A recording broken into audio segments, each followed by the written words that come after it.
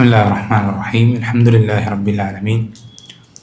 വസ്സലാത്തു വസ്സലാമു അലാ റസൂലിഹിൽ അമീൻ വഅലാ ആലിഹി വസഹ്ബിഹി അജ്മഈൻ വമൻ ഇത്തബഅഹും ബിഇഹ്സാനിൻ ഇലാ യൗമിദ്ദീൻ. അമ്മാ ബഅദ്.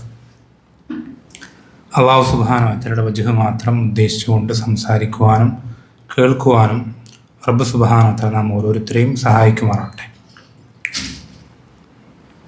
നമ്മളിപ്പോൾ ഇവിടെ സംസാരിക്കാൻ പോകുന്നത് സൂഫിസത്തെ സംബന്ധിച്ചാണ്.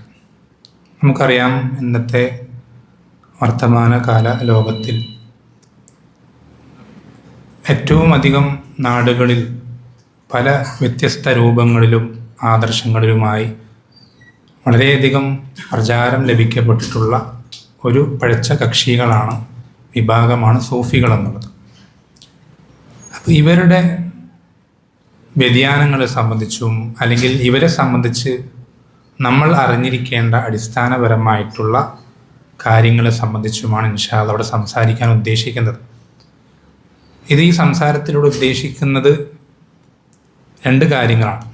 ഒന്നാമത്തേത്, നമുക്ക് എന്താണ് സൂഫിസം, അവരെത്രത്തോളം സിറാത്തുൽ മുസ്തഖീമിൽ തെറ്റിപ്പോയിട്ടുണ്ട്, അവരുടെ വ്യതിയാനങ്ങൾ എന്തൊക്കെയാണ്, അവർ പ്രചരിപ്പിച്ചുകൊണ്ടിരിക്കുന്ന വഴികേടുകൾ എന്തൊക്കെയാണ് എന്ന് തിരിച്ചറിയുക എന്നുള്ളതാണ് ഒന്നാമത്തെ ലക്ഷ്യം. പണ്ഡിതന്മാർ പറയാം, അറഫ്തു ശർറ ലാ ലിശർരി വലാകിൻ ലിതവഖീഹി. ഞാൻ ഷർറിനെ അറിഞ്ഞു, എന്തിനു വേണ്ടി? ആ ഷർറ് ചെയ്യാൻ വേണ്ടിയിട്ടല്ല, മറിച്ച് ആ ഷർറിൽ നിന്ന് രക്ഷപ്പെടാൻ വേണ്ടി. ലിഅന്ന മൻ ലം യഅരിഫി ശർറ യഖഅ ഫീഹി. കാരണം ഒരാൾക്കൊരു ഷർറ് അറിയില്ലെങ്കിൽ അയാൾ എന്ത് ചെയ്യും? അറിയാതെ ഷർറിൽ പോയി വീഴും. അപ്പോൾ നമ്മുടെ നാട്ടിൽ വളരെയധികം വ്യാപിച്ചിട്ടുള്ളൊരു കാര്യമാണ് സൂഫിസം എന്നുള്ളത് കൊണ്ട് നമ്മൾ സൂഫിസം എന്താണെന്ന് അറിയാതിരുന്നു കഴിഞ്ഞാൽ നമുക്ക് ചുറ്റുമുള്ള പല സൂഫിസത്തിലേക്കും നമ്മൾ അറിയാതെ നമ്മൾ വീണുപോയേക്കും. അപ്പം നമ്മൾക്ക് ആദ്യം നമ്മുടെ സ്വയം തടി സലാമത്താക്കുക എന്നുള്ള ഒന്നാമത്തെ ലക്ഷ്യം, ഈ സംസാരത്തിൻ്റെ ലക്ഷ്യം അതാണ്. രണ്ടാമത്തേത് എന്നുള്ളത്, സൂഫിസം സ്വീകരിച്ചിട്ടുള്ള അല്ലെങ്കിൽ അത് ശരിയായ മാർഗമായി മനസ്സിലാക്കിയിട്ടുള്ള, അതിനോട് പ്രത്യേകിച്ചൊരു കണ്ണടച്ചതിനെ തഖലീദ് ചെയ്യുന്നതല്ലാത്ത, സത്യസന്ധമായി നിഷ്പക്ഷമായി ഹക്ക് അറിയാൻ ആഗ്രഹിക്കുന്ന ആളുകളുണ്ടെങ്കിൽ, സത്യാന്വേഷികളുണ്ടെങ്കിൽ, ആത്മാർത്ഥതയുടെ കാര്യങ്ങൾ മനസ്സിലാക്കാൻ ഉദ്ദേശിക്കുന്നവർക്കുണ്ടെങ്കിൽ അവർക്ക് എന്താണ് സിറാത്തുൽ മുസ്തഖീം എന്ന് വ്യക്തമാകുക എന്നുള്ളതാണ് രണ്ടാമത്തെ ലക്ഷ്യം. ഈ രണ്ട് ലക്ഷ്യങ്ങൾ ഉദ്ദേശിച്ചിട്ടാണ് ഇവിടെ ഈ വിഷയം ഇൻഷാ അല്ലാഹ് സംസാരിക്കുന്നത്. ഈ രണ്ട് ലക്ഷ്യങ്ങൾ പൂർത്തീകരിക്കാനും നമ്മുടെ മുന്നിലുള്ള ഏറ്റവും നല്ല സിമ്പിളായിട്ടുള്ള മാർഗം എന്താണെന്ന് വെച്ചാൽ, നബി സല്ലല്ലാഹു അലൈഹി വസല്ലമ സ്വഹാബത്തിന് വിട്ടേച്ച് പോയ ആ ശരിയായ ആദർശം സിറാത്തുൽ മുസ്തഖീം, ആ സിറാത്തുൽ മുസ്തഖീമുമായി സൂഫിസത്തിൻ്റെ ഓരോ മേഖലകളും ഭാഗങ്ങളും കമ്പയർ ചെയ്യാം. അല്ലേ? നമ്മൾ ഒന്നിനെ മറ്റൊന്നിന്, കറുപ്പിനെ വെളുപ്പിൻ്റെ അടുത്ത് വയ്ക്കുമ്പോഴാണ് കറുപ്പിന് എത്രത്തോളം കറുപ്പുണ്ടെന്നും വെളുപ്പിന് എത്രത്തോളം വെളുപ്പുണ്ടെന്നും മനസ്സിലാക്കാൻ സാധിക്കുകയുള്ളൂ. എന്നതുപോലെ തന്നെ എന്താണ് ഇവർക്ക് പറ്റിയ വ്യതിയാനങ്ങൾ, ഇവർക്ക് എത്രത്തോളം വഴി പഴച്ചിട്ടുണ്ട്, എത്രത്തോളം സിറാത്തുൽ മുസ്തഖീമിൽ നിന്ന് ഇവർ തെറ്റിപ്പോയിട്ടുണ്ട് എന്ന് മനസ്സിലാക്കാൻ ഉള്ള ഏറ്റവും നല്ല വഴി, എളുപ്പമുള്ള വഴി, ഇവരുടെ നിലവിലുള്ള ആദർശങ്ങളും നബി സല്ലല്ലാഹു അലൈഹി വസല്ലം സ്വഹാബത്തിന് വിട്ടേച്ചു പോയ സിറാത്തുൽ മുസ്തഖീമും ഓരോ വിഷയങ്ങളിലും മസലകളിലും ചേർത്ത് വെക്കുക, കമ്പയർ ചെയ്യാന്നുള്ള ഇങ്ങനൊരു കമ്പാരിസൺ, അങ്ങനെ ഒരു പഠനം, താരതമ്യ പഠനമാണ് ഇൻഷാ അല്ലാഹ്. അത് എല്ലാ മേഖലകളിലും എല്ലാ കിതാബുകളും ഉദ്ധരിച്ചിട്ട് അങ്ങനെ വിശദമായിട്ടുള്ള ചർച്ചയില്ല, അതിനുള്ള സമയം ഇവിടെ ഇല്ല.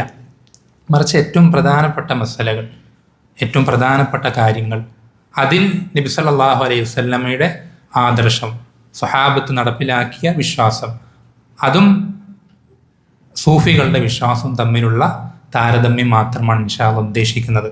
അല്ലാഹു സുബ്ഹാനഹു വ തആല ഏറ്റവും നല്ല രൂപത്തിൽ കാര്യങ്ങൾ മനസ്സിലാക്കാനും മനസ്സിലാക്കിയതിൻ്റെ അടിസ്ഥാനത്തിൽ ഏറ്റവും നല്ല ശരിയായ ആദർശം അത് ജീവിതത്തിൽ കൃത്യമായി പാലിച്ചുകൊണ്ട് മരണം വരെ സിറാത്തുൽ മുസ്തഖീമിൽ ഉറച്ചു നിൽക്കാനും ഇത്തരം സംസാരങ്ങൾ സബബുകളാക്കി തീർക്കുമാറാകട്ടെ. നമ്മൾ ശ്രദ്ധിക്കേണ്ടത്, ഇവിടെ നമ്മൾ സംസാരിക്കാൻ തുടങ്ങുന്നതിന് മുമ്പ് നമ്മൾ മനസ്സിലാക്കിയിരിക്കേണ്ട കാര്യം എന്നുള്ളത്, സൂഫികൾ ഒരുപാട് വിഭാഗങ്ങളുണ്ട്. ഷാദുലി ത്വരീഖത്തുകാരുണ്ട്, അതുപോലെ തന്നെ തീജാനി ത്വരീഖത്തുകാരുണ്ട്, അതുപോലെ തന്നെ ഖത്മിയ എന്ന് പറയുന്ന ത്വരീഖത്തുകാരുണ്ട്. അതേപോലെ തന്നെ ഇന്ത്യയിലുള്ള ബറൈൽവികൾ അത് സൂഫികളാണ്. അതേപോലെ തന്നെ നക്ഷബന്ദിയ, മൗലവിയ, ഖാദിരിയ, റിഫായിയ, അങ്ങനെ കുറേ ത്വരീഖത്തുകൾ സൂഫികളിലുണ്ട്. ഇവർക്ക് തമ്മിൽ പലർക്കും ഇടയിൽ ഒരുപാട് അന്തരങ്ങളും വ്യത്യാസങ്ങളുണ്ട്. എല്ലാവരും ഒരേപോലല്ല. സൂഫികളാണെന്നുള്ളത് കൊണ്ട് എല്ലാവരുടെ ആദർശം ഒരുപോലല്ല. അവർക്കിടയിൽ പല വിഷയങ്ങളിലും വ്യത്യാസങ്ങളുണ്ട്. പല വ്യതിയാനങ്ങളും അല്ലെങ്കിൽ പല അന്തരങ്ങളും അവർ തമ്മിലുണ്ട്. ചിലർ കുറച്ച് ബിദഅത്തുകൾ മാത്രമുള്ള ആളുകളുണ്ട്, ചിലർ വളരെയധികം ബിദഅത്തുള്ള പലതരത്തിലുള്ള ആളുകളുണ്ട്. അപ്പം നമ്മളിവിടെ പറയുന്നത് ചിലപ്പോൾ ചില സൂഫികളുടെ ത്വരീഖത്തുകാർക്ക് നേർക്കുനേരെ യോജിക്കാത്തതായിരിക്കാം, ഏതെങ്കിലും ഒരു ത്വരീഖത്തിൽ വരാത്തതായിരിക്കാം. പക്ഷെ നമ്മൾ മൊത്തത്തിൽ സൂഫികൾ എന്നുള്ളതിൻ്റെ അവരുടെ മൊത്തത്തിലുള്ള വ്യതിയാനങ്ങളെ സംബന്ധിച്ചാണ് ഇൻഷാ അല്ലാഹ് ഇവിടെ സംസാരിക്കാൻ ഉദ്ദേശിക്കുന്നത്. അത് നമ്മൾ ശ്രദ്ധിക്കണം. ഇവരുടെ ചരിത്രം, സൂഫികൾ എന്നുള്ള, സൂഫിസം എന്ന് പറഞ്ഞാൽ എന്താ? സൂഫ് എന്ന് പറഞ്ഞാൽ എന്താ? കട്ടിയുള്ള വസ്ത്രമാണ്, കമ്പിളി, പുതപ്പ്. ഇത് സൂഫിസം എന്നുള്ളത് തുടങ്ങുന്നത് ഈ മുസ്ലിമീങ്ങളിൽ മൊത്തത്തിൽ ഈ ദുനിയാവിൻ്റെ അലങ്കാരവും പളപളപ്പും ആർഭാടമൊക്കെ വർദ്ധിച്ച് എല്ലാവരും ദുനിയാവിൻ്റെ സൗകര്യങ്ങളുടെ പുറകിൽ പോകാൻ തുടങ്ങിയപ്പോൾ നമ്മൾ ആഖിറം മറക്കുന്നുണ്ട്, നമ്മൾ ഇബാദത്തുകൾ ചെയ്യാൻ നമ്മൾ എന്ത് ചെയ്യുന്നു, വിട്ടുപോകുന്നുണ്ട്, നമ്മൾ ദുനിയാവിനെ അതിൻ്റെ പിന്നാലെ നമ്മൾ പോകുന്നുണ്ട് എന്ന് പറഞ്ഞ് ചില ആളുകൾ എന്ത് ചെയ്താണ്, നമ്മൾ ഒരിക്കലും സുഖലോലുപരാവാൻ പാടില്ല, നമ്മൾ ഇബാദത്തുകളിൽ മുഴുകണം എന്ന് പറഞ്ഞ് എന്താ പറയുക, എളുപ്പമുള്ള മിനുസമുള്ള വസ്ത്രങ്ങൾ ഒഴിവാക്കി കട്ടിയുള്ള കമ്പിളി വസ്ത്രങ്ങളൊക്കെ ധരിക്കാൻ തുടങ്ങി. അങ്ങനെയാണ് അവരെ സൂഫികൾ എന്ന് പറയാൻ തുടങ്ങിയത് ഈ ഒരു കാരണം കൊണ്ടാണ്. അതിൻ്റെ പശ്ചാത്തലം അതാണ്.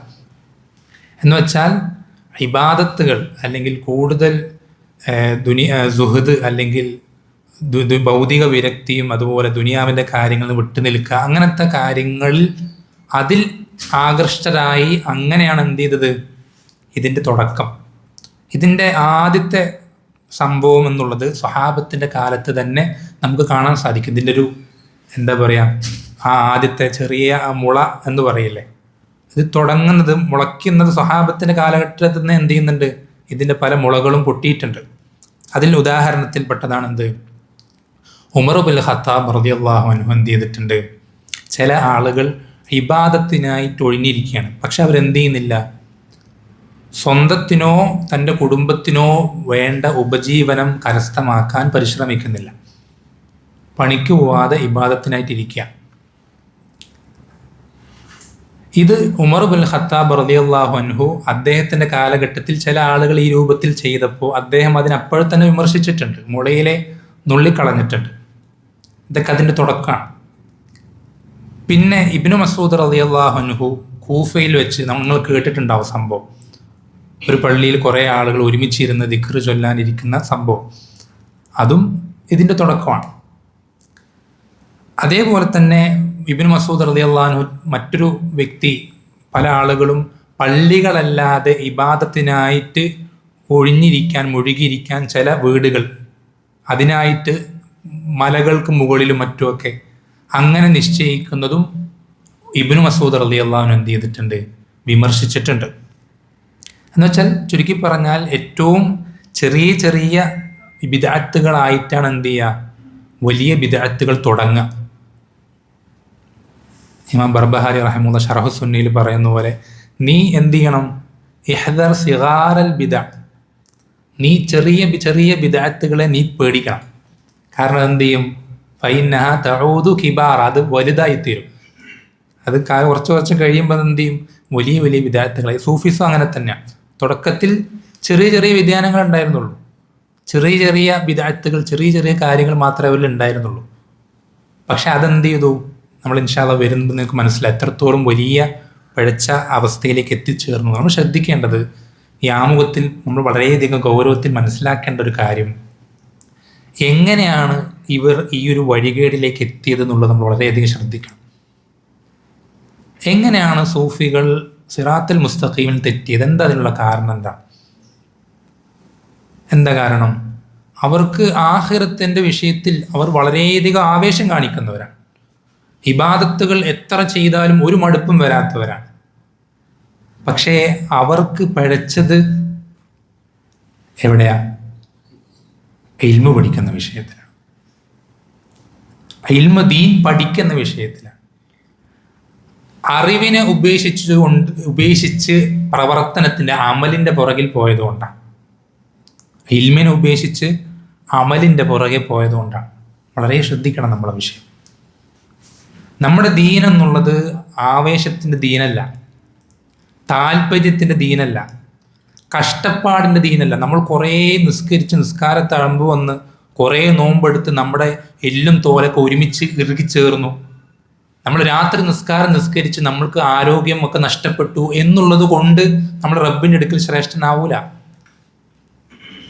ദീൻ എന്നുള്ളത് നബി സല്ലല്ലാഹു അലൈഹി വസല്ലമയെ പിൻപറ്റലാണ്. ദീൻ എന്നുള്ളത് നബി സല്ലല്ലാഹു അലൈഹി വസല്ലമയെ പിൻപറ്റലാണ്. ആവേശം കൊണ്ടോ താല്പര്യം കൊണ്ടോ നമ്മുടെ ബുദ്ധി കൊണ്ടോ നമ്മുടെ മറ്റെന്തെങ്കിലും താല്പര്യങ്ങൾ കൊണ്ടോ നമ്മൾക്ക് ഈ ദീനിൽ ഒന്നും ചെയ്യാൻ കഴിയില്ല. ഈ ദീൻ എന്നുള്ളത് ഇത്തിബാ, പിൻപറ്റലിൻ്റെ ദീനാണ്.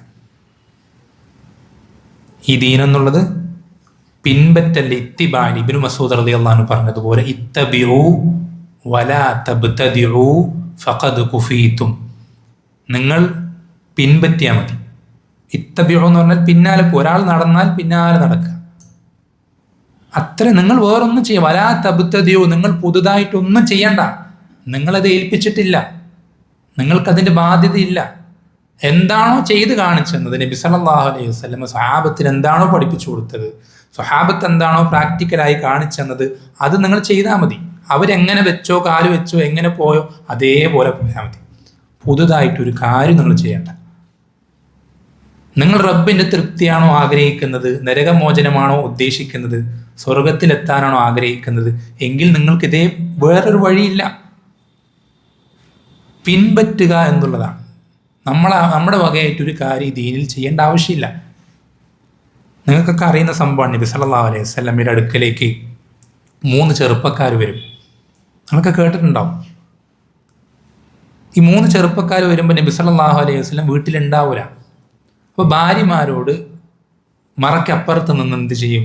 നബി സല്ലല്ലാഹു അലൈഹി വസല്ലമയുടെ ഇബാദത്തുകൾ എങ്ങനെയൊക്കെയാണെന്ന് ചോദിച്ചറിയും. അപ്പോൾ അവർക്കത് കേൾക്കുമ്പോൾ ഇത് വളരെ കുറച്ചാണല്ലോ എന്ന് തോന്നും. ഇത് വളരെ കുറച്ചാണല്ലോ. എന്നിട്ട് അവരെന്താ ചിന്തിക്കുക? അള്ളാഹുവിൻ്റെ റസൂൽ സല്ലല്ലാഹു അലൈഹി വസല്ലമയ്ക്ക് കഴിഞ്ഞതും വരാനിരിക്കുന്നതുമായ എല്ലാ തെറ്റുകളും ആര് പുറത്തു കൊടുത്തിട്ടുണ്ട്? അള്ളാഹു പുറത്തു കൊടുത്തിട്ടുണ്ട്. അതുകൊണ്ടായിരിക്കാം നബി സല്ലല്ലാഹു അലൈഹി വസല്ലം ഇത്ര കുറച്ച് ചെയ്യുന്നത്. കാരണം ഒക്കെ പുറത്തു കൊടുത്തിട്ടുണ്ടല്ലോ, പിന്നെ കുറേ ചെയ്യേണ്ട ആവശ്യമില്ലല്ലോ എന്നാണ് അവർ ചിന്തിച്ചത്. അവരങ്ങനെ നല്ല ഉദ്ദേശം മാത്രമേ അവർക്കുള്ളൂ. അവരങ്ങനെ ചിന്തിച്ചിട്ട് അവർ കണക്ക് കൂട്ടിയിട്ട് അവർ വിചാരിക്കുന്ന എന്താ? നബി സല്ലല്ലാഹു അലൈഹി വസല്ലമയ്ക്ക് എല്ലാം പുറത്തു കൊടുത്തുകൊണ്ട് ഇത്ര മതി. പക്ഷേ നമ്മൾ അങ്ങനെയല്ല. അതുകൊണ്ട് നമ്മൾ എന്ത് ചെയ്യണം? ഇത്ര ചെയ്താൽ പോരാ. നമ്മൾ ഇത്ര ചെയ്താൽ പോരാ, നമ്മൾ ഇതിനേക്കാളും എന്ത് ചെയ്യണം? നമ്മൾ ഇനിയും കൂടുതലാക്കണം. എങ്കിലും നമുക്ക് നമ്മുടെ തെറ്റുകൾ പൊറുപ്പിക്കപ്പെടുകയുള്ളൂ എന്ന് അവർ ചിന്തിച്ചു. എന്നിട്ട് അവരിൽ ഒരാൾ പറഞ്ഞു, ഞാൻ ഇനി മുതൽ ഒരൊറ്റ പകല് പോലും നോമ്പെടുക്കാത്തതായിട്ടുണ്ടാവില്ല. ഒരു പകല് പോലും എനിക്കിനി നോമ്പെടുക്കാത്തതായിട്ടുണ്ടാവില്ല. രണ്ടാമത്തെ ആൾ പറഞ്ഞു, എനിക്കിനി ഒരു രാത്രി പോലും ഞാൻ ഉറങ്ങുന്നതായിട്ടുണ്ടാവില്ല. എല്ലാ രാത്രി ഞാൻ മുഴുവനും നിസ്കരിക്കും. മൂന്നാമത്തെ ആൾ പറഞ്ഞു, ഞാൻ വിവാഹം കഴിക്കൂല. എൻ്റെ ജീവിതം മുഴുവൻ ഇബാദത്തിന് വേണ്ടിയിട്ട്. ഈ മൂന്നും അവർ ഉറക്കെ പ്രഖ്യാപിച്ചിട്ട് അവിടെ നിന്ന് പോയി.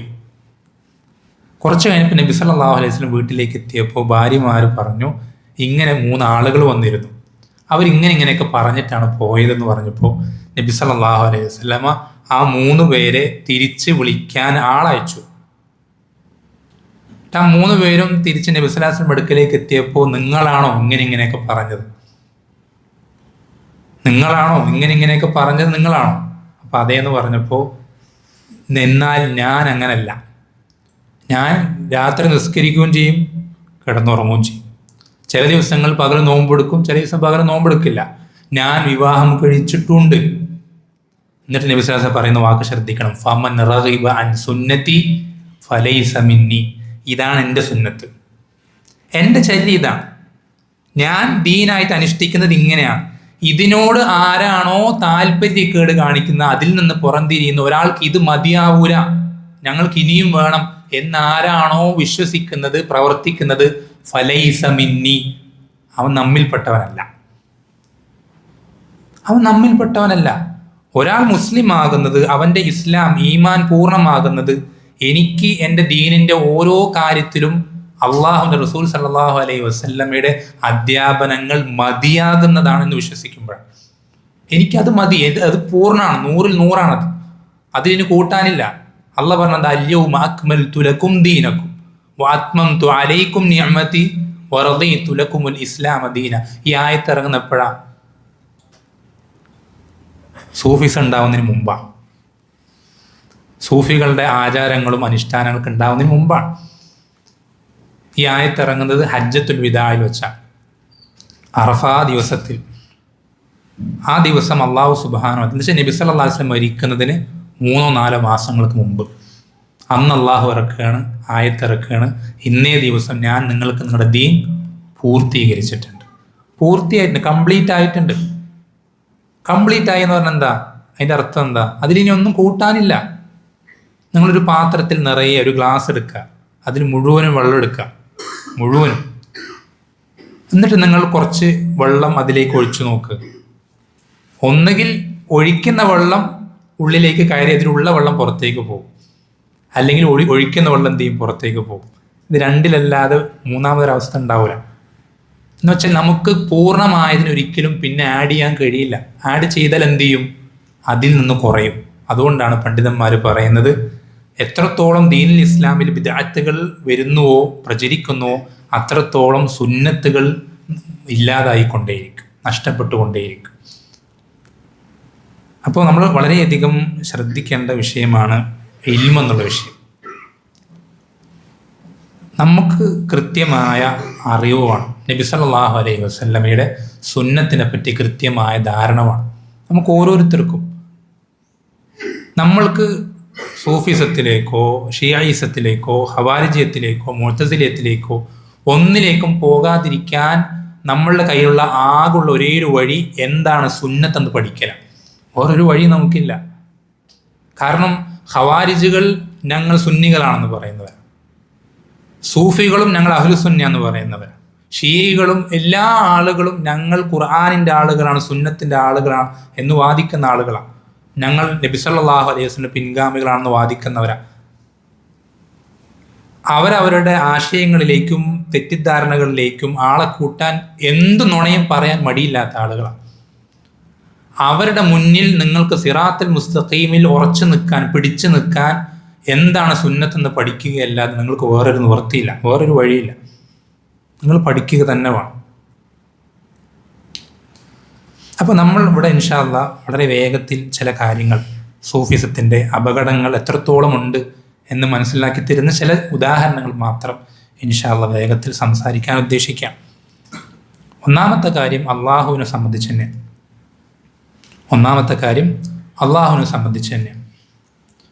അള്ളാഹു സുബ്ഹാനഹു വ തആലയോടുള്ള നമുക്കുള്ള ബാധ്യത എന്താ? അള്ളാഹു സുബ്ഹാനഹു നമ്മൾ സൃഷ്ടിച്ചത് എന്തിനു വേണ്ടിയിട്ടാണ്? വമാ ഖലഖതുൽ ജിന്ന വൽ ഇൻസ ഇല്ലാ ലിയഅ്ബുദൂൻ. ജിന്നുവർഗത്തെയും മനുഷ്യവർഗത്തെയും എനിക്ക് ഇബാദത്ത് ചെയ്യാൻ വേണ്ടിയിട്ടല്ലാതെ ഞാൻ സൃഷ്ടിച്ചിട്ടില്ല എന്ന് അള്ളാഹു പറയാം. അള്ളാഹുവിനെ ഇബാദത്ത് ചെയ്യണം, അതാണ് നമ്മുടെ ജീവിതത്തിൻ്റെ ലക്ഷ്യം. നമ്മൾ ശ്രദ്ധിക്കേണ്ടത്, മക്കക്കാർ നബി സല്ലല്ലാഹു അലൈഹി വസല്ലമ ലാ ഇലാഹ ഇല്ലല്ലാഹ് പറഞ്ഞപ്പോൾ അംഗീകരിക്കാതിരുന്ന, ആ ലാ ഇലാഹ ഇല്ലല്ലാഹ് കേട്ടപ്പോൾ ഹാലിളകിയ, ആ ലാ ഇലാഹ ഇല്ലല്ലാഹ് കേട്ടപ്പോൾ പരിഹസിച്ച, കളിയാക്കിയ, നാട്ടിൽ നിന്ന് ഇറക്കി ഓടിച്ച, കൊല്ലാൻ നോക്കിയ ആ മക്ക മുശ്രിക്കുകൾ അള്ളാഹുവിനെ ഇബാദത്ത് ചെയ്തിരുന്നില്ലേ? അത് അവർക്ക് അള്ളാഹുവിനെ അറിയില്ലായിരുന്നു. അള്ളാഹുവിനെ അറിയാത്ത, അള്ളാഹുവിനെ തീരെ ഇബാദത്ത് ചെയ്യാത്ത ആളുകളായിരുന്നോ അവർ? അതോ അള്ളാഹുവിനെ അറിയുന്ന, അള്ളാഹുവിനെ ഇബാദത്ത് ചെയ്യുന്ന ആളുകളായിരുന്നു അവർ? എങ്ങനെയുള്ള ആളുകളായിരുന്നു?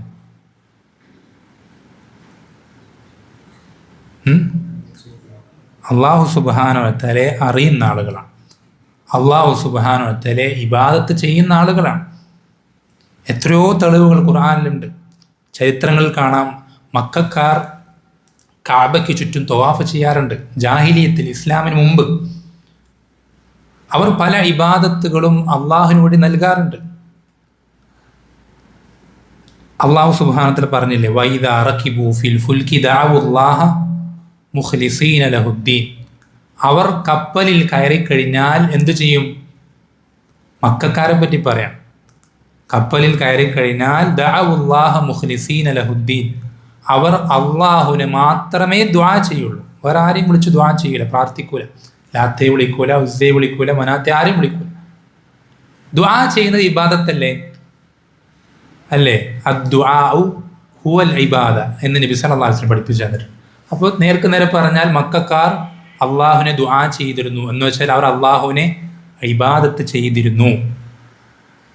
മക്കക്കാർ അള്ളാഹുവിനെ ഇബാദത്ത് ചെയ്തിരുന്നു. ഇബാദത്ത് അള്ളാഹുവിന് കൊടുത്തിരുന്ന മക്കക്കാർക്ക് പിന്നെ എന്തുകൊണ്ടാണ് ലാ ഇലാഹ ഇല്ലല്ലാഹ് കേട്ടപ്പോൾ അംഗീകരിക്കാൻ പറ്റാതിരുന്നത്? എന്തുകൊണ്ടാണ്? അള്ളാഹുവിനെ ഇബാദത്ത് ചെയ്തിരുന്ന ആളുകൾ, അവർക്ക് എന്തുകൊണ്ടാണ് ലാ ഇലാഹ ഇല്ലല്ലാഹ് അംഗീകരിക്കാൻ പറ്റാതിരുന്നത്? എന്താ കാരണം?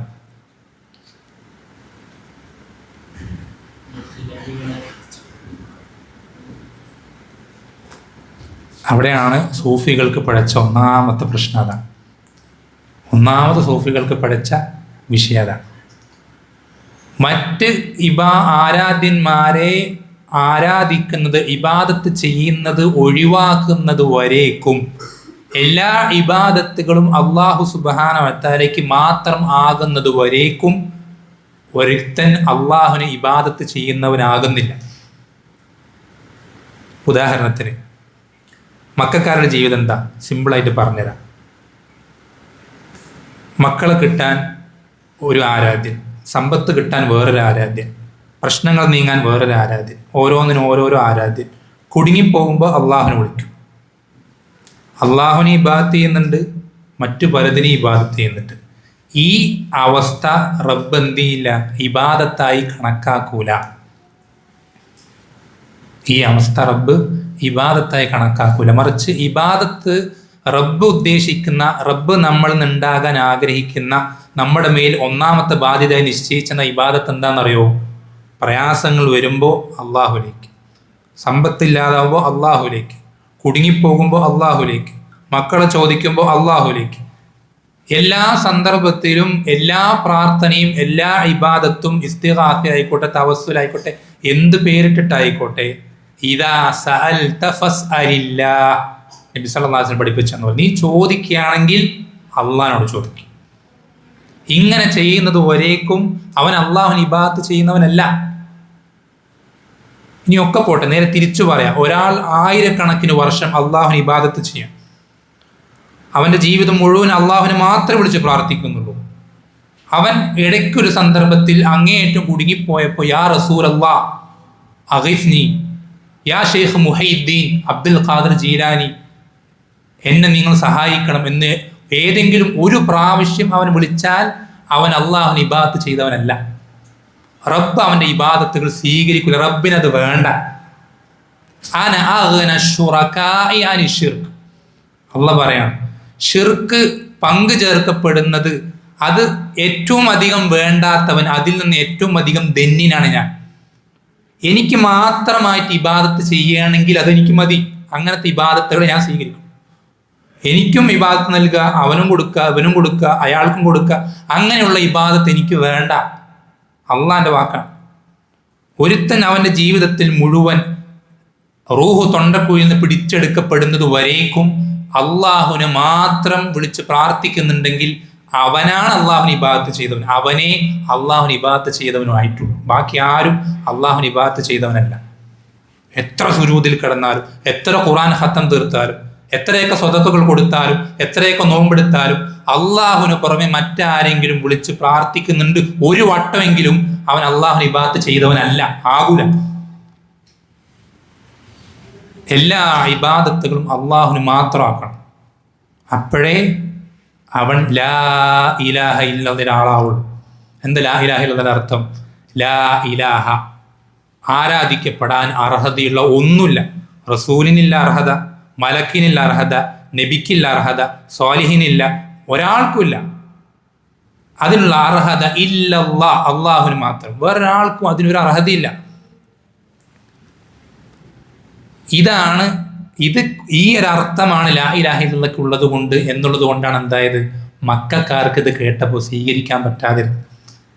മക്കക്കാരോട് നിങ്ങൾ അള്ളാഹുവിനെ വിളിച്ച് പ്രാർത്ഥിക്കണം എന്ന് പറഞ്ഞാൽ മക്കക്കാർക്ക് ഒരു പ്രശ്നം ഉണ്ടാവില്ല. നിങ്ങൾ വിചാരിക്കണ്ട മക്കക്കാർക്ക് അള്ളാഹുവിനെ തീരെ ഒരിക്കലും കണ്ടുകൂടാ, തീരെ ഇഷ്ടമില്ലാത്ത ആൾക്ക്, അങ്ങനൊന്നല്ല. മക്കക്കാരോട് അബൂജഹലിനോടും അബൂലഹബിനോടും ഉത്തുബയോടും ഷൈബയോടൊക്കെ നിങ്ങൾ അള്ളാഹുവിനോട് ദുആ ചെയ്യണം എന്ന് പറഞ്ഞാൽ അവർക്ക് ഒരു പ്രശ്നം ഉണ്ടാവില്ല. മക്കക്കാർക്ക് ഈ ഹാലിളകിയതും യുദ്ധം വരെ ചെയ്തതും ഇത്രയധികം പ്രശ്നങ്ങൾ ഉണ്ടായതും നിങ്ങൾ അല്ലാഹുവിനല്ലാതെ മറ്റാരോടും ദുആ ചെയ്യരുത്, പ്രാർത്ഥിക്കരുത്, ഇബാദത്ത് നൽകരുത് എന്ന് പറഞ്ഞതിനാ. ലാത്തെ വിളിക്കരുത്, ഉസ്സയ്ക്ക് ഇബാദത്ത് ചെയ്യരുത്, മനാത്തിക്ക് നേർച്ച കൊടുക്കരുത്, മറ്റേതെങ്കിലും ശക്തികളോ വ്യക്തികളോ വിളിച്ച് ഇസ്തിഗാസ ചെയ്യരുത് എന്ന് പറഞ്ഞതിനാണ് പ്രശ്നം ഉണ്ടായത്. അതാണ് ലാ ഇലാഹ ഇല്ലല്ലാഹ്. ഇതാണ് ഒന്നാമത്തെ ദീൻ. ഒരാൾ മുസ്ലിം ആകുന്നത് ഈ ഒരു വിശ്വാസം വിശ്വസിക്കുമ്പോഴാണ്. ഒരാൾക്ക് ഈ വിശ്വാസം ഇല്ല, മുസ്ലിം അല്ല. അള്ളാഹുവിനല്ലാതെ മറ്റാരെങ്കിലും വിളിച്ച് തേടാം, പ്രാർത്ഥിക്കാം, സഹായം തേടാം എന്നൊരാൾ വിശ്വസിക്കുന്നുണ്ടെങ്കിൽ അവൻ മുസ്ലിം അല്ല. ഇയ്യാക നഅ്ബുദു വ ഇയ്യാക നസ്തഈൻ നമ്മളെല്ലാ റക്അത്തിലും പറയുന്ന പ്രതിജ്ഞയാണ്, റബ്ബിനോട് പറയുന്ന ഏറ്റുപറയുന്ന പ്രതിജ്ഞയാണ്. റബ്ബേ, ഞങ്ങൾ നിന്നെ മാത്രമേ ഇബാദത്ത് ചെയ്യുള്ളൂ. നിന്നെയും ചെയ്യും വേറെ പലരെയും ചെയ്യുന്നാണെങ്കിൽ ഇയ്യാക നഅ്ബുദു എന്ന് പറയൂല അവിടെ അറബി ഭാഷയിൽ. നിന്നെ ഞങ്ങൾ ഇബാദത്ത് ചെയ്യും എന്ന മക്കക്കാരുടെ മെന്റാലിറ്റി ആണെങ്കിൽ നഅ്ബുദുക എന്നേ പറയൂ അറബി ഭാഷയിൽ. മക്കക്കാരുടെ ആദർശമല്ല ഇതെന്ന് അറിയിക്കാനുള്ള ഏറ്റവും വലിയ തെളിവാണ് ഈ ആയത്ത്. നഅ്ബുദുക, നഅ്ബുദു കഴിഞ്ഞിട്ട് വരേണ്ട നഅ്ബുദുവിന്റെ മുന്നു വന്നു. അറബി ഭാഷയിലെ നിയമമാണ് എന്ത്, പുറകിൽ വരേണ്ടത് മുന്നിൽ വന്നാലോ മുന്നിൽ വരേണ്ടത് പുറകിൽ വന്നാലോ എന്തർത്ഥം കിട്ടും? മാത്രം എന്നുള്ള അർത്ഥം കിട്ടും. മാത്രം എന്നുള്ള അർത്ഥം കിട്ടും. അപ്പൊ ഇയ്യാക നഅ്ബുദു എന്ന് പറഞ്ഞാൽ നിന്നെ ഞങ്ങൾ ഇബാദത്ത് ചെയ്യുന്നു എന്നല്ല, നിന്നെയേ ഞങ്ങൾ ഇബാദത്ത് ചെയ്യുള്ളൂ എന്നാ, വേറെ ആരും ഞങ്ങൾ ചെയ്യൂല. അതേപോലെ തന്നെ വ ഇയ്യാക നസ്തഈൻ ഞങ്ങൾ നിന്നോടേ സഹായം തേടുള്ളൂ, ഞങ്ങൾ നിന്നോടേ സഹായം തേടുകയുള്ളൂ. നമ്മൾ ശ്രദ്ധിക്കേണ്ടത് ഇതാണ് ഒന്നാമത്തെ വിഷയം. ഇത് നമ്മൾ എത്രയോ തവണ ആവർത്തിച്ച് പറഞ്ഞിട്ടുള്ളതാണ്, എത്രയോ സന്ദർഭങ്ങൾ നിങ്ങൾ കേട്ടിട്ടുള്ളതാണ്, എത്രയോ പ്രാവശ്യം നിങ്ങൾ മനസ്സിലാക്കിയിട്ടുള്ളതാണ്. എങ്കിലും നമ്മൾ ഇനിയും ഏറ്റവും കൂടുതൽ പറയാൻ പോകുന്ന കാര്യം ഇത് തന്നെ, ലാ ഇലാഹ ഇല്ലല്ലാഹ്. ഇതാണ് ദീനുൽ ഇസ്ലാമിന്റെ അടിസ്ഥാനം എന്നുള്ളത്. ഇതില്ലാത്തവന് ഇസ്ലാമില്ല, ഇതില്ലാത്തവന് ഇസ്ലാമില്ല എന്ന് വെച്ചാൽ ചുരുക്കി പറഞ്ഞാൽ ഇത്രയേ ഉള്ളൂ, അള്ളാഹുവിനെ എത്ര ഇബാദത്ത് ചെയ്യുന്നുണ്ട് എന്നുള്ളതിലല്ല കാര്യം, മറ്റാർക്കെങ്കിലും ഇബാദത്ത് നൽകുന്നുണ്ടോ എന്നുള്ളതിലാണ് കാര്യം. വളരെ ശ്രദ്ധിക്കണം. അള്ളാഹുവിന് നിങ്ങൾ എത്ര ഇബാദത്ത് ചെയ്യുന്നുണ്ട് എന്നുള്ളതിലല്ല കാര്യം, മറ്റാർക്കും ഇബാദത്ത് ഒരു തരി പോലും കൊടുക്കാതിരിക്കുക എന്നുള്ളതിലാണ് കാര്യം. അപ്പോഴാണ് ഒരുത്തൻ മുസ്ലിം ആവും. അതുവരേക്കും മുസ്ലിം അല്ല. ഇതാണ് ലാ ഇലാഹ ഇല്ലല്ലാഹ്. ഇതാണ് സൂഫികൾക്ക് പഴിച്ച ഒന്നാമത്തെ വിഷയതാണ്. ഇനി ഇതും പോട്ടെ, അതിനേക്കാൾ മോശമായ അവസ്ഥയിലേക്ക് ഇന്നത്തെ പല സൂഫികളും അതിൻ്റെ പല അനന്തര വിഭാഗങ്ങളൊക്കെ ആയിത്തീർന്നിട്ടുണ്ട്. എന്താണ് പല ആളുകളും പറയുന്നത്? ഇത് എന്തിനുള്ള ഷിർക്കാണ്? ഉലൂഹിയത്തുള്ള ഷിർക്കാണ്.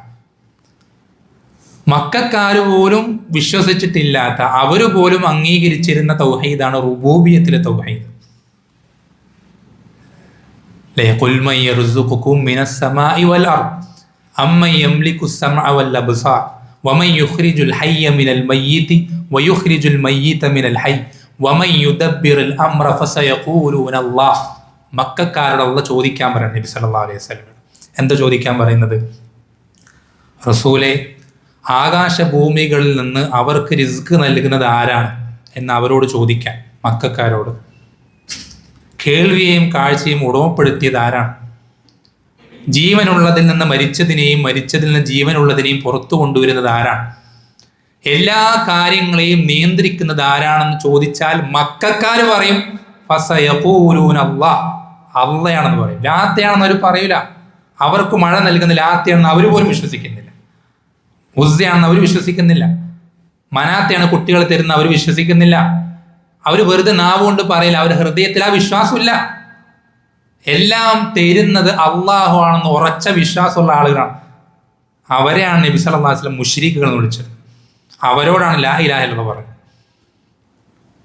ഇതെന്തിനാ പറയുന്നത്? പല ആളുകളും വിചാരിക്കുന്നത് ഇത് വേറെ ആരെങ്കിലും തരുന്ന് വിശ്വസിച്ചാലേ എന്താവുള്ളൂ, ഷിർക്കാവുള്ളൂ എന്ന് വിശ്വസിക്കുന്ന ആൾക്കാരുണ്ട്. അങ്ങനെയല്ല. എന്ന് മാത്രമല്ല, ഇന്ന് അത് പോയി എവിടം വരെ എത്തി, വേറെ ആൾക്കാർക്കും തരാൻ സാധിക്കും. മക്കക്കാര് അവർക്ക് കുട്ടിയെ തരുന്നത് അള്ളാഹു മാത്രമാണ് വിശ്വസിച്ചിരുന്നെങ്കിൽ ഇന്ന് പല സൂഫികളും വിശ്വസിക്കുന്ന എന്താ, കുട്ടികളെ തരാൻ വലിയനും പറ്റും, സ്വാലിഹായ വ്യക്തിക്കും കുട്ടിനെ തരാൻ പറ്റും. മരിച്ചതിനെ ജീവിപ്പിക്കാൻ സ്വാലിഹായ വ്യക്തിക്ക് വലിയന് പറ്റും. മക്കളെ തരാൻ വലിയന് പറ്റും. മഴ തരാൻ വലിയന് സാധിക്കും. പ്രയാസങ്ങൾ നീക്കാൻ വലിയന് സാധിക്കും. മക്കക്കാർ പോലും ഈ വിഷയങ്ങൾ മക്കക്കാർ വിശ്വസിച്ചിരുന്ന അള്ളാഹുവിന് മാത്രമേ സാധിക്കുള്ളൂ. എന്ന് വെച്ചാൽ മക്ക മുശ്രിക്കുകളെക്കാൾ വലിയ ദ്വലാലത്തിലേക്ക് എന്ത് ചെയ്തിട്ടുണ്ട്. അതെല്ലാ സൂഫികളാണെന്നല്ല, ചില സൂഫികളുടെ വിഭാഗങ്ങൾ ഇന്ന് പ്രത്യേകിച്ചും നമ്മുടെ നാട്ടിൽ വളരെയധികം വ്യാപകമായി പ്രചരിക്കുന്നുണ്ട്. ഏറ്റവും നല്ല ഉദാഹരണമാണെന്ത്, പണ്ടെങ്ങോ മരിച്ചുപോയ, സ്ഥിരബുദ്ധി ഉണ്ടായിരുന്നോ ഇല്ലയോ എന്നുള്ളതിൽ അവർക്കിടയിൽ പോലും തർക്കം നിലനിൽക്കുന്ന ഒരാളെ മുദബ്ബിർ ലാലം എന്ന് പറഞ്ഞ് വിളിക്കുന്നത് നമ്മൾക്കൊക്കെ കേട്ടിട്ടുണ്ടാവും. നമ്മൾ മക്കക്കാരും ഏറ്റവും വലിയ ശ്രേഷ്ഠരായി കണക്കാക്കുന്ന അവരിലെ ഒരാരാധനയും വിളിച്ചിട്ടില്ലാത്ത വാക്കാണെന്ത്, മുദബ്ബിർ ലാലം എന്നുള്ളത്, ലോകത്തെ നിയന്ത്രിക്കുന്നവനെന്ന്. പക്ഷെ അന്ന് എന്ത് ചെയ്യുന്നുണ്ട്, മുസ്ലിമീങ്ങൾ പെട്ട പല ആളുകളെയും വിളിക്കുന്നത് അത്രയും മോശം അവസ്ഥയിലേക്ക് ഒരു മനുഷ്യനെ സൂഫിസം കൊണ്ട് ആയിത്തീരാൻ സാധിക്കും. അതുകൊണ്ടാണ് ഇമാം ഷാഫിഈ റഹിമഹുല്ലാഹ് പറയാറുള്ളത്, ഒരുത്തൻ രാവിലെ സൂഫിയായാൽ ഉച്ചയാകുമ്പോഴേക്കും അവൻ്റെ ബുദ്ധി നഷ്ടപ്പെട്ടിട്ടുണ്ടാവും. ഒരുത്തൻ 40 ദിവസം സൂഫികളുടെ കൂടെ ഇരുന്നാൽ പിന്നെ അവനൊരു കാലത്തും അവൻ്റെ ബുദ്ധി പഴയതുപോലെ ആവൂല. എൻ്റെ വാക്കല്ല, ഇമാം ഷാഫിഈ റഹിമഹുല്ലാഹ് പറയുന്ന വാക്കാണ്. ഒരുത്തൻ 40 ദിവസം സൂഫികളുടെ കൂടെ ഇരുന്ന് കഴിഞ്ഞാൽ പിന്നെ അവൻ്റെ ബുദ്ധി എന്ത് ചെയ്യില്ല, പഴയതുപോലെ സ്ഥിരബുദ്ധിയുള്ള നല്ല അവസ്ഥയിലേക്ക് ആകൂല. അവൻ്റെ ബുദ്ധി പൂർണ്ണമായും എന്നേക്കുമായി നഷ്ടപ്പെട്ടു പോയിട്ടുണ്ടാകും എന്ന് ഇമാം ഷാഫിഈ റഹിമഹുല്ലാഹ് പറയും. ഇത് ഇവരിൽ പ്രകടമായി കാണാൻ സാധിക്കും. മക്കക്കാർ പോലും പറയാൻ മടിച്ചിരുന്ന അത്രയും വൃത്തികെട്ട വാക്കുകൾ ഇന്നെന്ത് ചെയ്യാണ്, മുസ്ലിം നാമധാരികളെന്ന് പറയുന്ന ഈ സൂഫികൾ പറയുന്നത് ഈ ബുദ്ധി അവരിൽ നഷ്ടപ്പെട്ടു പോയതുകൊണ്ടാണ്. അതുപോലെ തന്നെ മറ്റൊരു പ്രധാനപ്പെട്ട വിഷയം ഈ ഭാഗമായിട്ട് ഈ വിഷയം ബന്ധപ്പെട്ട് പറയാനുള്ളത്, അവർ പലപ്പോഴും ചോദിക്കുന്നൊരു കാര്യമാണ് എന്ത്, ഖുറാനിലെവിടെയാ തൗഹീദുൽ ഉലൂഹിയത്ത്, തൗഹീദുൽ റുബൂബിയത്ത്, അസ്മാഉ സിഫാത്ത്? ഖുറാനിൽ അങ്ങനെ വേർതിരിവൊന്നുമില്ലല്ലോ, 3 ഇനങ്ങളോ 2 ഇനങ്ങളോ അങ്ങനെയൊന്നും വേർതിരിച്ചിട്ടില്ല. ഇതൊക്കെ ആരുടെ കണ്ടുപിടുത്തങ്ങളാണ്? ഇബ്നു തൈമിയ്യയുടെ കണ്ടുപിടുത്തങ്ങളാണ്, അല്ലെങ്കിൽ മുഹമ്മദ് ബിൻ അബ്ദുൽ വഹാബിൻ്റെ കണ്ടുപിടുത്തങ്ങളാണ്. നമ്മൾ ശ്രദ്ധിക്കണം, നിസ്കാരത്തിൻ്റെ ശുറൂത്തുകൾ എത്ര എണ്ണം ഉണ്ട്? നിസ്കാരത്തിൻ്റെ ശുറൂത്തുകൾ അത് ഏത് ഹദീസിലുള്ളത്, ഏത് ആയത്തിലുള്ളത്? നിസ്കാരത്തിൻ്റെ ശുറൂത്തുകൾ ഇത്ര എണ്ണം എന്ന് പറഞ്ഞിട്ട് ഏത് ഹദീസിലോ ആയത്തിലോ ഏതെങ്കിലും ഒരു ഹദീസോ ആയത്തുണ്ടോ? നമ്മുടെ നാട്ടിൽ തന്നെ തൗഹീദിൻ്റെ ഇനങ്ങൾ 3 പറഞ്ഞാൽ അംഗീകരിക്കാത്ത ആളുകൾ അവർ ഷാഫി ഫിഖ് പഠിക്കുന്ന ആളുകളാണ്. ആ ഷാഫി ഫിഖിൽ ഓരോന്നിനും ശുറൂത്തുകളുണ്ട്. നിസ്കാരത്തിന് ശുറൂത്തുകളുണ്ട്, വുദൂഇൻ്റെ ഫുറൂദുകളുണ്ട്, അതിൻ്റെ നവാഖിദുകളുണ്ട്, നിസ്കാരത്തിൽ വാജിബാത്തുകളുണ്ട്, സുന്നത്തുകളുണ്ട്. ഇതൊക്കെ ഷാഫി ഫിഖിൽ അവർ അംഗീകരിച്ച് പഠിപ്പിക്കുന്ന കിതാബുകളിലുള്ള കാര്യങ്ങളാണ്. ഇതൊക്കെ ഏത് ഹദീസിലുള്ളത്, ഏത് ആയത്തുകളുള്ളത്? ഏതെങ്കിലും ആയത്തിലുണ്ടോ? ഏതെങ്കിലും സൂറത്തിൽ ഉണ്ടോ? പിന്നെ എങ്ങനെയാണ് ഈ ശുറൂത്തുകളൊക്കെ നമ്മൾ ഈ പണ്ഡിതന്മാർക്ക് പറയാൻ സാധിക്കുക? എങ്ങനെ പറയാൻ സാധിക്കാം? അതിനെയാണ് ഇസ്തിഖ്റ എന്ന് പറയാം. അതിനെയാണ് ഇസ്തിഖ്റ എന്ന് പറയാം. എന്നുവെച്ചാൽ ഏതെങ്കിലും ഒരു വിഷയം ആയത്തുകളിലും ഹദീസുകളിലും ആ വിഷയവുമായി ബന്ധപ്പെട്ട മുഴുവൻ ആയത്തുകളെയും ഹദീസുകളെയും മൊത്തത്തിൽ വിശകലനം ചെയ്ത് ആഴത്തിൽ പഠിക്കുമ്പോൾ കിട്ടുന്ന കുറേ റിസൾട്ടുകളുണ്ട്. അത് നമ്മൾക്കൊരിക്കലും ഒന്നും അറിയില്ലാത്ത, അറബി അറിയാത്ത, ഉസൂൽ ഫിഖ് അറിയാത്ത ആളുകൾക്ക് പറഞ്ഞിട്ടുള്ള കാര്യമല്ല. മറിച്ച് വലിയ മുജ്തഹിദീങ്ങളായ ഉലമാക്കൾ അങ്ങനെ ഈ ഓരോ വിഷയങ്ങളും ഇതുപോലെ ഇസ്തിഖ്റ ചെയ്ത് അവർ അവസാനത്തിലെത്തി അവർക്ക് കിട്ടുന്ന റിസൾട്ടാണ് എന്ത്? ഈ നിസ്കാരത്തിൻ്റെ ഷുറൂത്തുകളാണെങ്കിലും വുളൂവിൻ്റെ നവാഖിദുകളാണെങ്കിലും മറ്റുള്ള കാര്യങ്ങളൊക്കെ അങ്ങനെ തന്നെ. അതിൽപ്പെട്ടതാണ് എന്തും തൗഹീദിൻ്റെ ഇനങ്ങളും. തൗഹീദിൻ്റെ ഇനങ്ങളും അങ്ങനെ തന്നെയാണ്. ഇപ്പോൾ സൂറത്തുൽ മറിയമിൽ അള്ളാഹു സുബ്ഹാനഹു വ തആല പറയുന്നൊരായത്തുണ്ട്. ഈ ആയത്തിൽ തൗഹീദിൻ്റെ 3 ഇനങ്ങളുണ്ട്. സൂറത്തുൽ മറിയമിലെ 65-ാമത്തെ ആയത്താണ്. അള്ളാഹു സുബ്ഹാനഹു വ തആല പറയുന്നത് റബ്ബുസ് സമാവാതി വൽ അർളി വമാ ബൈനഹുമ ഫഅബ്ദുഹു വസ്തബിർ ലിഇബാദതി ഹൽ തഅലമു ലഹു സമീയ. ആദ്യം പറയുന്നത് റബ്ബുസ് സമാവാതി വൽ അർളി വമാ ബൈനഹുമ. അള്ളാഹു ആരാണ്? ആകാശഭൂമികളുടെയും അവയ്ക്കിടയിലുള്ളതിൻ്റെയും റബ്ബാണ്. അതിൻ്റെ എല്ലാത്തിൻ്റെയും ഖാലിഖാണ്, അതിൻ്റെ എല്ലാത്തിൻ്റെയും മാലിക്കാണ്, അതിൻ്റെ എല്ലാത്തിൻ്റെയും മുദബ്ബിറാണ്. ഇതാണ് എന്ത്? തൗഹീദുർ റുബൂബിയ്യ. എന്നിട്ട് എന്താ പറയുന്നത്? ഫഅബ്ദുഹു, നിങ്ങൾ അവനെ ഇബാദത്ത് ചെയ്യണം. വസ്തബിർ ലിഇബാദതി, അവനെ ഇബാദത്ത് ചെയ്യുന്നതിൽ നിങ്ങൾ എന്ത് ചെയ്യണം? ക്ഷമിച്ചു നിൽക്കണം. ഇതാണ് എന്ത്? തൗഹീദുൽ ഉലൂഹിയ്യത്ത്. എന്നിട്ട് അല്ലാഹ് പറയുന്നത് എന്താ? ഹൽ തഅലമു ലഹു സമീയ, അവനെ പോലെ ഉള്ള വേറെ ആരെങ്കിലും നിനക്കറിയാമോ? അവനെ പോലെ ആരുമില്ല. ഇതാണ് എന്ത്? തൗഹീദുൽ അസ്മാഇ വസിഫാത്ത്. ഇങ്ങനെ ധാരാളക്കണക്കിന് ആയത്തുകൾ ഖുർആനിലും ഹദീസുകളിലും വന്നിട്ടുണ്ട്. ഇതിൻ്റെ എല്ലാത്തിൻ്റെയും അടിസ്ഥാനത്തിൽ മുജ്തഹിദീങ്ങളായ ഉലമാക്കൾ ഇസ്തിഖ്റ ചെയ്ത് കിട്ടുന്ന റിസൾട്ടാണ് എന്ത്? തൗഹീദിൻ്റെ ഇനങ്ങൾ എന്നുള്ളത്. അത് നിങ്ങൾ വിചാരിക്കുന്ന പോലെ ഇബ്നു തൈമിയ്യ കൊണ്ടുവന്ന കാര്യമൊന്നുമല്ല. നിങ്ങൾക്കറിയോ, ഇബ്നു മന്ദ എന്നറിയപ്പെടുന്ന പണ്ഡിതൻ 4-ാം നൂറ്റാണ്ടിൽ മരണപ്പെട്ടു പോയ പണ്ഡിതനാണ്. അദ്ദേഹത്തിൻ്റെ തൗഹീദ് എന്ന് പറയുന്ന ഗ്രന്ഥത്തിൽ, തൗഹീദ് എന്ന് പറയുന്ന ഇബ്നു മന്ദയുടെ ഗ്രന്ഥത്തിൽ അദ്ദേഹം അബൂ ഹനീഫ റഹ്മഹുള്ളയുടെ ശിഷ്യനായ അബൂ യൂസുഫ്, ഖാളി അബൂ യൂസുഫിൽ നിന്ന് എന്ത് ചെയ്യുന്നുണ്ട്? ഈ തൗഹീദിൻ്റെ 3 ഇനങ്ങൾ ഉദ്ധരിക്കുന്നുണ്ട്. ഏത് നൂറ്റാണ്ടിലുള്ള ആളാണ്? 3-ാം നൂറ്റാണ്ടിലുള്ള ആളാണ്. 3-ാം നൂറ്റാണ്ടോ 2-ാം നൂറ്റാണ്ടോ അത്രയും മുൻഗാമികളിൽപ്പെട്ട പണ്ഡിതനാണ് ആര്? അബൂ ഹനീഫ റഹ്മത്തുള്ളാഹി. ഹനഫി മദ്ഹബിൽ ഏതൊരാൾക്കും അറിയാൻ പറ്റും. ഖാളി അബൂ യൂസുഫ് എന്ന് പറഞ്ഞാൽ എല്ലാവർക്കും അറിയാം. അബൂ ഹനീഫയുടെ ഏറ്റവും പ്രധാനപ്പെട്ട 2 ശിഷ്യന്മാരിൽ ഒരാളാണ് ആര്? ഖാളി അബൂ യൂസുഫ് റഹിമഹുല്ലാഹ്. അദ്ദേഹം ഈ തൗഹീദിൻ്റെ 3 ഇനങ്ങൾ ഉദ്ധരിക്കുന്നത് ഇബ്നു മന്ദ റഹിമഹുല്ലാഹ് അദ്ദേഹത്തിൻ്റെ തൗഹീദ് എന്ന ഗ്രന്ഥത്തിൽ എടുത്തുദ്ധരിക്കുന്നുണ്ട്. എന്ന് വെച്ചാൽ ഇത് ഇബ്നു തൈമിയ്യ കൊണ്ടുവന്ന കാര്യമല്ല. തൗഹീദിൻ്റെ ഇനങ്ങൾ മുൻഗാമികളുടെ, സലഫുകളുടെ, നമ്മളുടെ സച്ചരിതരായ പൂർവികർ അത് അവരുടെ ശിഷ്യന്മാർക്ക് പഠിപ്പിച്ചു കൊടുത്തു വന്നിരുന്ന കാര്യമാണ് എന്ത്? തൗഹീദിൻ്റെ ഇനങ്ങൾ എന്നുള്ളത്. അതൊരിക്കലും വഹാബികളുടെ ഒരു പുത്തൻ വാദമല്ല. അതുപോലെ തന്നെ നമ്മൾ ഈ വിഷയത്തിൽ ശ്രദ്ധിക്കേണ്ട മറ്റൊരു പ്രധാനപ്പെട്ട കാര്യം,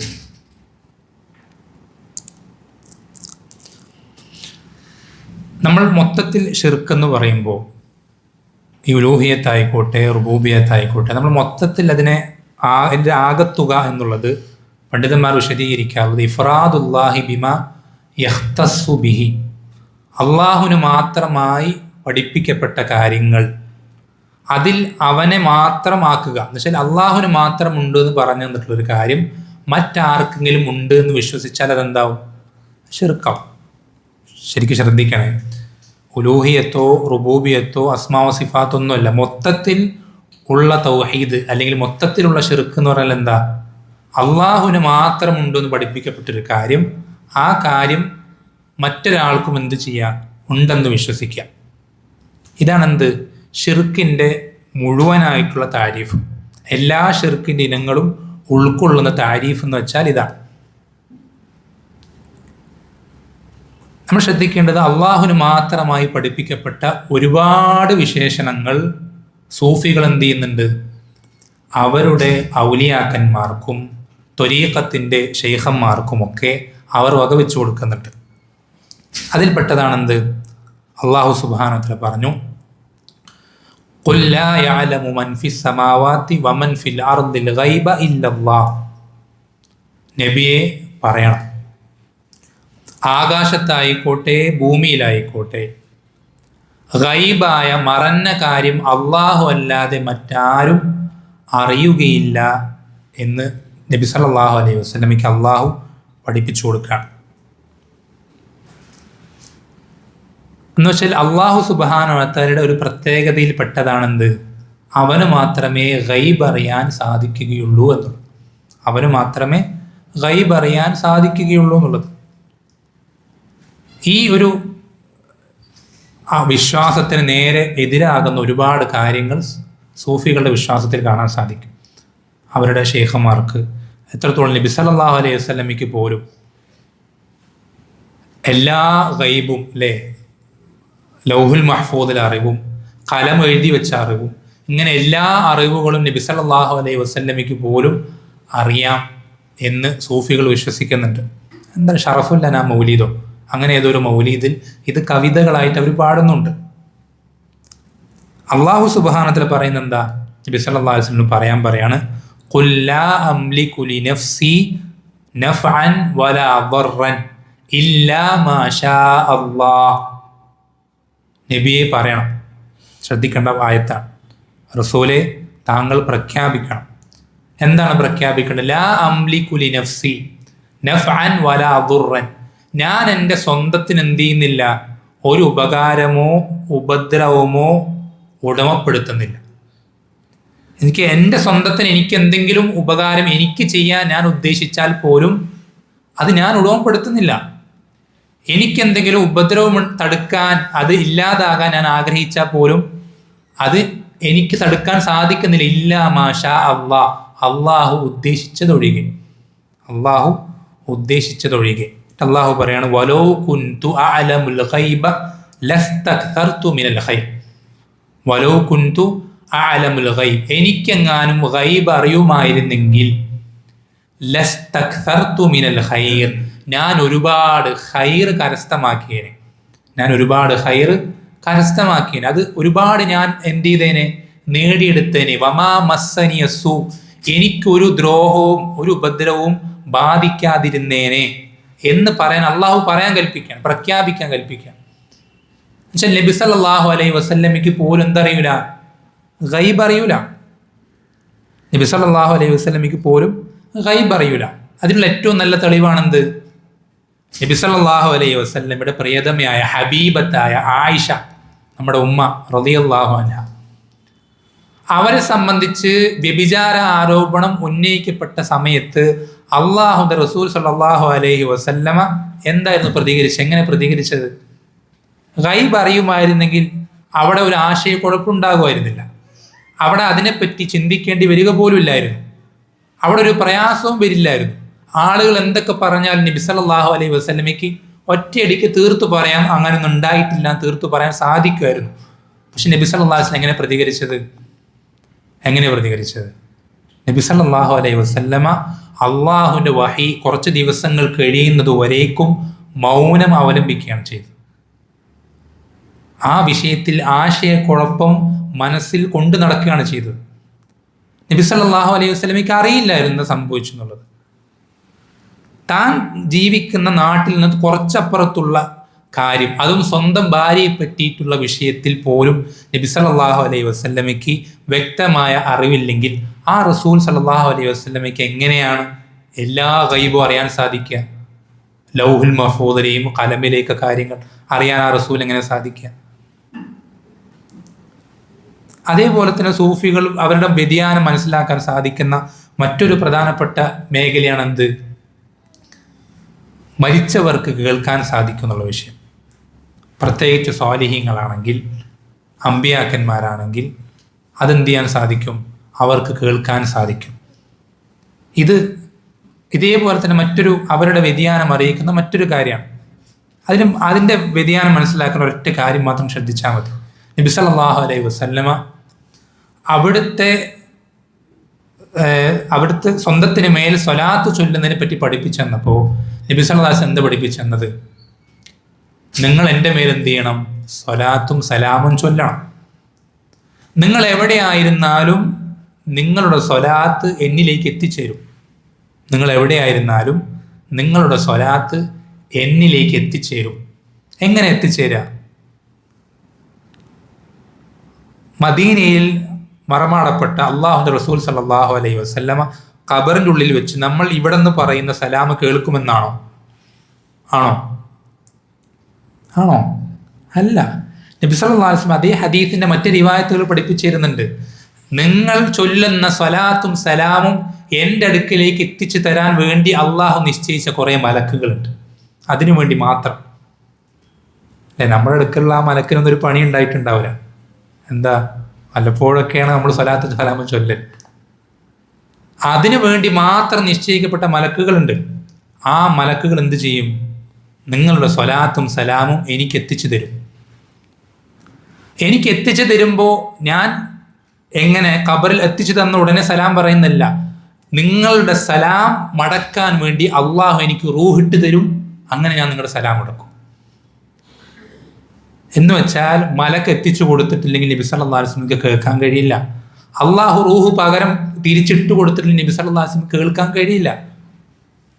ഇതാണ് ഏറ്റവും ഉത്തമനായ സൃഷ്ടി അള്ളാഹുവിൻ്റെ റസൂൽ സല്ലല്ലാഹു അലൈഹി വസല്ലമയുടെ അവസ്ഥയെങ്കിൽ ബാക്കിയുള്ള ഏത് ഖബറാളെയാണ് കേൾക്കുക? ഈ റസൂലിനേക്കാൾ മികച്ച വലിയോ ഏത് വലിയ ഉള്ളത്? അള്ളാഹുവിൻ്റെ അടുക്കൽ നബി സല്ലല്ലാഹു അലൈഹി വസല്ലമയ്ക്കുള്ള സ്ഥാനം മറ്റൊരു സൃഷ്ടിക്കില്ല, ഒരാൾക്കുമില്ല. പിന്നെ എങ്ങനെ കേൾക്കുന്ന? ഏത് ഖബറാളെ കേൾക്കുക? ഏത് ഖബറാളെ? നബി സല്ലല്ലാഹു അലൈഹി വസല്ലം മികച്ച ഏത് ഖബറാളെ ഉള്ളത്? ഏത് വലിയ ഉള്ളത്? അങ്ങനെ പറഞ്ഞിട്ട് നിങ്ങൾ ശ്രദ്ധിക്കണം. സൂഫികളിൽപ്പെട്ട പലരും അങ്ങനെ പറഞ്ഞിട്ടുണ്ട്. നബിമാരെക്കാൾ റസൂലുമാരെക്കാൾ ഉന്നതരാണ് ആരത്തര ഔലിയാക്കന്മാർ. അതൊക്കെ കുഫറിന്റെ വാദങ്ങളാണ്, ദീനം തന്നെ പുറത്തു പോകുന്ന വാദങ്ങളാണ്. ഒരു എത്ര വലിയ വലിയന് എന്ത് ചെയ്യാൻ സാധിക്കില്ല? ഒരു നബിയുടെ സ്ഥാനത്തേക്ക് എത്താൻ സാധിക്കില്ല. എത്ര വലിയ ഔലിയാക്കന്മാരുടെ സ്ഥാനം അംബിയ മുർസലീങ്ങളുടെ സ്ഥാനത്തിന് താഴെ എത്ര അവർ ഉയർന്നാലും. അതുകൊണ്ടാണ് നബി സല്ലല്ലാഹു അലൈഹി വസല്ലം പറയുന്നുണ്ട്, മനുഷ്യ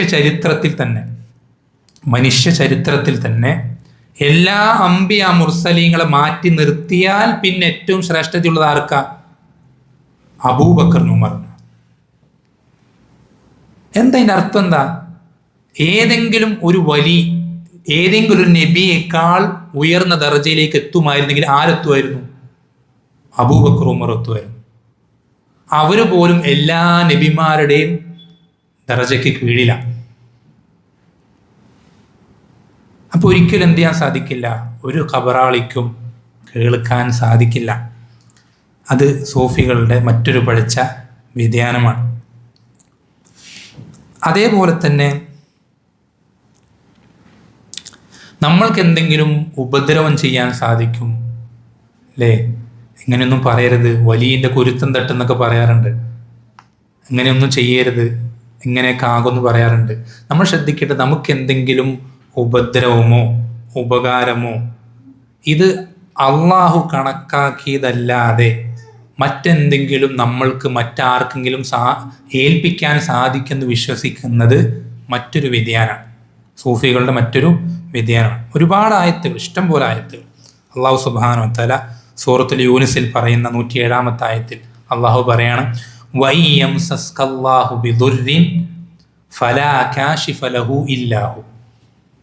നിനക്ക് അള്ളാഹു ഒരു ഉപദ്രവം ഏൽപ്പിച്ചു കഴിഞ്ഞാൽ ആ ഉപദ്രവം നിന്നിൽ നിന്ന് അവനല്ലാതെ നിൽക്കൂല.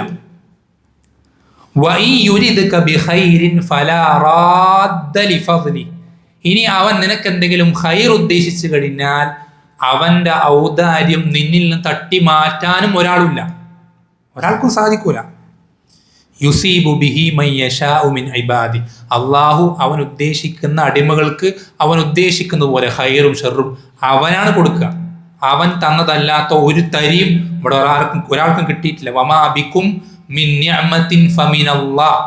നിങ്ങൾക്ക് എന്തൊരു അനുഗ്രഹം ഉണ്ടോ അതൊക്കെ അള്ളാഹുവിന് കിട്ടിയിട്ടുള്ളതാണ്. ഒരിക്കലും ഒരു വലിയോ ഒരു സ്വാലിഹായ വ്യക്തിയോ അല്ലെങ്കിൽ തങ്ങളോ ഉപ്പാപ്പയോ ഏതെങ്കിലും ജാറമോ ഷെയ്ഖോ തന്നതല്ല. വമാ ബികും മിൻ നിഅമത്തിൻ ഫമിനല്ലാഹ്. നിങ്ങൾക്ക് എന്തൊരു അനുഗ്രഹമുണ്ടോ അതൊക്കെ അള്ള തന്നതാണ്. അള്ള തന്നതല്ലാത്ത ഒരു തരി നിങ്ങൾക്കില്ല, ഒന്നുമില്ല. നിങ്ങൾക്ക് എന്തൊക്കെ കിട്ടിയിട്ടുണ്ടോ അതൊക്കെ അള്ള തന്നതാണ്. ഈ ഒരു ഉറച്ച ബോധ്യം നമുക്ക് വേണം. ഈ ഒരു അടിസ്ഥാനത്തിൽ പോലും പിഴവുകൾ സൂഫികൾക്ക് സംഭവിച്ചിട്ടുണ്ട്. നബി സല്ലല്ലാഹു അലൈഹി വസല്ലമ ഇബ്നു അബ്ബാസ് റളിയല്ലാഹു അൻഹു പഠിപ്പിച്ചു കൊടുക്കുന്ന ആ വാക്ക് നമ്മളൊക്കെ എത്രയോ കേട്ടിട്ടുള്ള വാക്കാണ്. വഅലം ലൗ അന്നൽ ഉമ്മത ഇജ്തമഅത് അലാ അൻ യൻഫഊക ബിശൈഇൻ ലം യൻഫഊക ഇല്ലാ ബിശൈഇൻ ഖദ് കതബഹു അല്ലാഹു ലക്. വല്ലാത്തൊരു വാക്കാണ്. നീ അറിയണം, ചെറിയ കുട്ടിക്ക് പറഞ്ഞു കൊടുക്കാൻ. നീ അറിയണം, ഈ ഉമ്മത്ത് മുഴുവൻ, മനുഷ്യരാശി മുഴുവൻ ഒരുമിച്ച് ചേരാണ്. എന്തിനു വേണ്ടി? നിനക്കൊരു ഖൈർ എത്തിക്കാൻ വേണ്ടി. അങ്ങനെ അവരെല്ലാവരും ഒരുമിച്ച് ചേർന്നാൽ പോലും അള്ളാഹു നിനക്ക് കണക്കാക്കിയതല്ലാത്ത ഒരു ഖൈർ, ഒരു തരി കൂടുതൽ നിനക്ക് അവർക്ക് എത്തിക്കാൻ കഴിയില്ല. എല്ലാ മനുഷ്യരും ചേർന്നാൽ പോലും. നേരെ തിരിച്ചു അങ്ങനെ തന്നെ. വഅന്നൽ ഉമ്മത ലൗ ഇജ്തമഅത് അലാ അൻ യദുറൂക ബിശൈഇൻ ലം യദുറൂക ഇല്ലാ ബിശൈഇൻ ഖദ് കതബഹു അല്ലാഹു ലക്. ഈ ദുനിയാവിലെ എല്ലാ മനുഷ്യന്മാരും നിനക്കെന്തെങ്കിലും ഉപദ്രവം ഏൽപ്പിക്കാൻ ഒരുമിച്ച് ചേരുകയാണ്. എല്ലാവരും ഒന്നിച്ച് നിൽക്കുകയാണ്. നീ ഒറ്റയ്ക്കും ബാക്കി അപ്പുറത്ത് എല്ലാവരും, എല്ലാ മനുഷ്യന്മാരുണ്ട്. അങ്ങനെ ആയാൽ പോലും അള്ളാഹു നിനക്ക് കണക്കാക്കിയതിൽ കൂടുതൽ ഒരു തരി ഉപദ്രവം അവർക്ക് ഏൽപ്പിക്കാൻ കഴിയില്ല.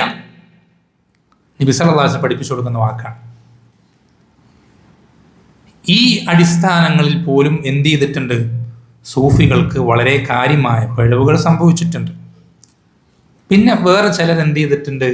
ഒരുപാട് പരിധി വിട്ടിട്ട് സൂഫികൾ തന്നെ ഒരു പിടുത്തമില്ലാത്ത അവസ്ഥയിലേക്ക്, എന്ന് വെച്ചാൽ എല്ലാം അള്ളാഹുവാണ്, ഞാനും അള്ളാ നീയും അള്ളാ, അങ്ങനെ പറയുന്ന സൂഫി നമ്മൾ ശ്രദ്ധിക്കണം. അങ്ങനത്തെ സൂഫികളുണ്ട്. വെറുതെ നമ്മൾ തമാശയ്ക്ക് പറയുന്നല്ല. ഈ വിശ്വാസമുള്ള എത്രത്തോളം വൃത്തികെട്ട വാക്കുകൾ പലരും പറഞ്ഞിട്ടുണ്ട്.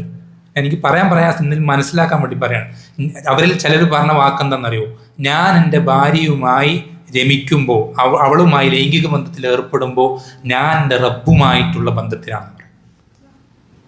അങ്ങനെ പോലും അത്ര വൃത്തികെട്ട, പറയാൻ പ്രയാസമുള്ള വാക്കുകൾ ആ വിശ്വാസങ്ങൾ കൊണ്ട് നടക്കുന്ന സൂഫികളുണ്ട്.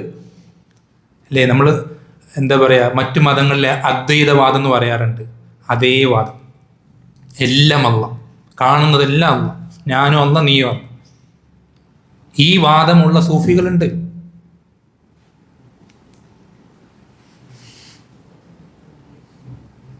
നമ്മൾ ശ്രദ്ധിക്കണം. അല്ലാഹു സുബ്ഹാനഹു വ തആല എത്രയോ ആയത്തുകൾ നമുക്കറിയാം. ലഖദ് കഫറല്ലദീന ഖാലു ഇന്നല്ലാഹ സാലിസു സലാസ. അള്ളാഹു മൂന്നിലൊന്നാണ്, അല്ലെ? ത്രിയേകത്വം, ട്രിനിറ്റി. അത് പറഞ്ഞ ആളുകളെ പോയിട്ട് അള്ളാഹു എന്താ പറഞ്ഞത്? അവർ കാഫറുകളാണെന്ന് പറഞ്ഞു. അത് പറഞ്ഞവർ പോലും അള്ളാഹു കാഫറുകളാണെന്ന് പറയുന്നുണ്ടെങ്കിൽ എല്ലാ അള്ളയാണെന്ന് പറയുന്നവരെ പറ്റി അള്ളാഹ് എന്തായിരിക്കും പറയാ?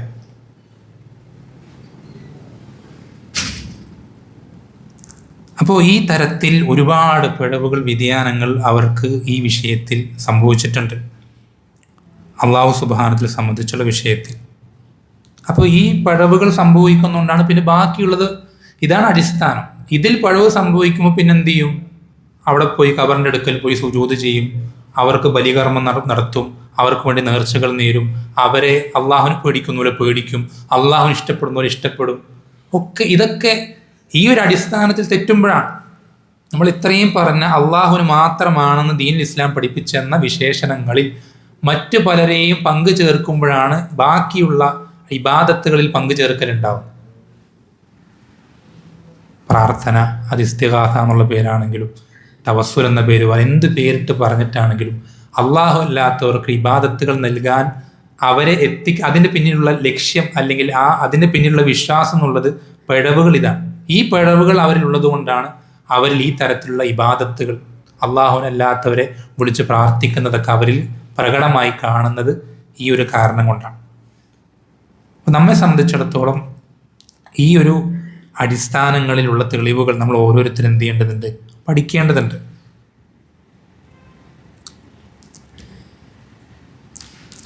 അതുപോലെ തന്നെ അവരുടെ മറ്റൊരു പ്രധാനപ്പെട്ട ഈ വിഷയത്തിൽ തന്നെ അള്ളാഹുവിനെ നമ്മൾ പറഞ്ഞു ഇബാദത്ത് ചെയ്യലാണ് നമ്മുടെ ജീവിതത്തിൻ്റെ ലക്ഷ്യം. അവരിൽ മറ്റ് ചിലർ വിചാരിക്കുന്നത് എന്താ, അള്ളാഹുവിനെ ഇബാദത്ത് ചെയ്യുക എന്നുള്ളത് എന്താ, സാധാരണ ആളുകൾക്ക്, കുറച്ച് ദർജ കൂടിയ ആളുകൾക്ക്, ഒരു ത്വരീഖത്തിൻ്റെ ഷെയ്ഖന്മാർക്ക്, മശായിഖന്മാർക്ക്, അങ്ങനെ അവർ തന്നെ ഔലിയാക്കളാണെന്ന് സ്വയം വാദിക്കുന്ന ആളുകൾക്ക് അവർക്ക് എന്ത് വേണ്ടതില്ല, അവർക്ക് ഇബാദത്തൊന്നും ബാധകമല്ല. അവർക്ക് വാജിബുകൾ കൃത്യമായി പാലിക്കേണ്ട, ഹറാമുകൾ അവർക്ക് എന്ത് ചെയ്യേണ്ട, വിട്ടു നിൽക്കേണ്ട എന്ന് വിശ്വസിക്കുന്ന ആളുകളും സൂഫികളിലുണ്ട്. അത് നമ്മൾ ശ്രദ്ധിക്കണം. അത് നമ്മുടെ നാട്ടിൽ വളരെയധികം വ്യാപകമായിട്ടുണ്ട്. നമ്മുടെ നാട്ടിൽ വളരെയധികം വ്യാപകമായി, എല്ലാ സൂഫികളിലും ഇല്ല, ചില ആളുകളിൽ അത് വ്യാപകമായി പടർന്ന് പിടിക്കുന്നുണ്ട് ഈ ഒരു വിശ്വാസം. എന്ന് വെച്ചാൽ അവരായത്ത് കോതും, ആ ഒരു വിശ്വാസം പ്രചരിപ്പിക്കാൻ ആയത്ത് കോതും. എന്താ ആയത്തോതാ, വഅബ്ദുദ റബ്ബക ഹത്താ യഅതിയകൽ യഖീൻ, നിനക്ക് യഖീൻ വന്നെത്തുന്നത് വരെ നിന്റെ റബ്ബിനെ നീ ഇബാദത്ത് ചെയ്യാം എന്ന് പറഞ്ഞാൽ എന്താർത്ഥം, യഖീൻ വന്നെത്തിയാൽ പിന്നെ ഇബാദത്ത് ചെയ്യണ്ട. എൻ്റെ ഷെയ്ഖിന് യഖീൻ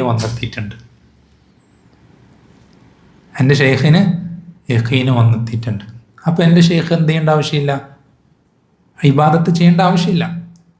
നമ്മൾ ശ്രദ്ധിക്കേണ്ടത്, ഇബാദത്ത് ചെയ്യാത്തവൻ അവൻ അത് വിഷയം വേറെ, അവൻ കാഫറായി പോകുന്നുള്ള വിഷയം അത് പറയാം. ഒരാൾക്ക് അങ്ങനെ ഇബാദത്ത് ചെയ്യേണ്ടതില്ല, അവന് ഹറാമുകൾ ഹറാമല്ല, അവന് വാജിബുകൾ വാജിബാവൂല എന്ന് വിശ്വസിക്കുന്ന നമ്മളും കാഫറാണ്. അത് ചെയ്യാതിരിക്കുന്നത് മാത്രമല്ല കാഫറാണ്. നമ്മൾ വിശ്വസിക്കണം ആ ഷെയ്ഖിനെ. പിന്നെ ഉദാഹരണം പറഞ്ഞു എളുപ്പം മനസ്സിലാവും.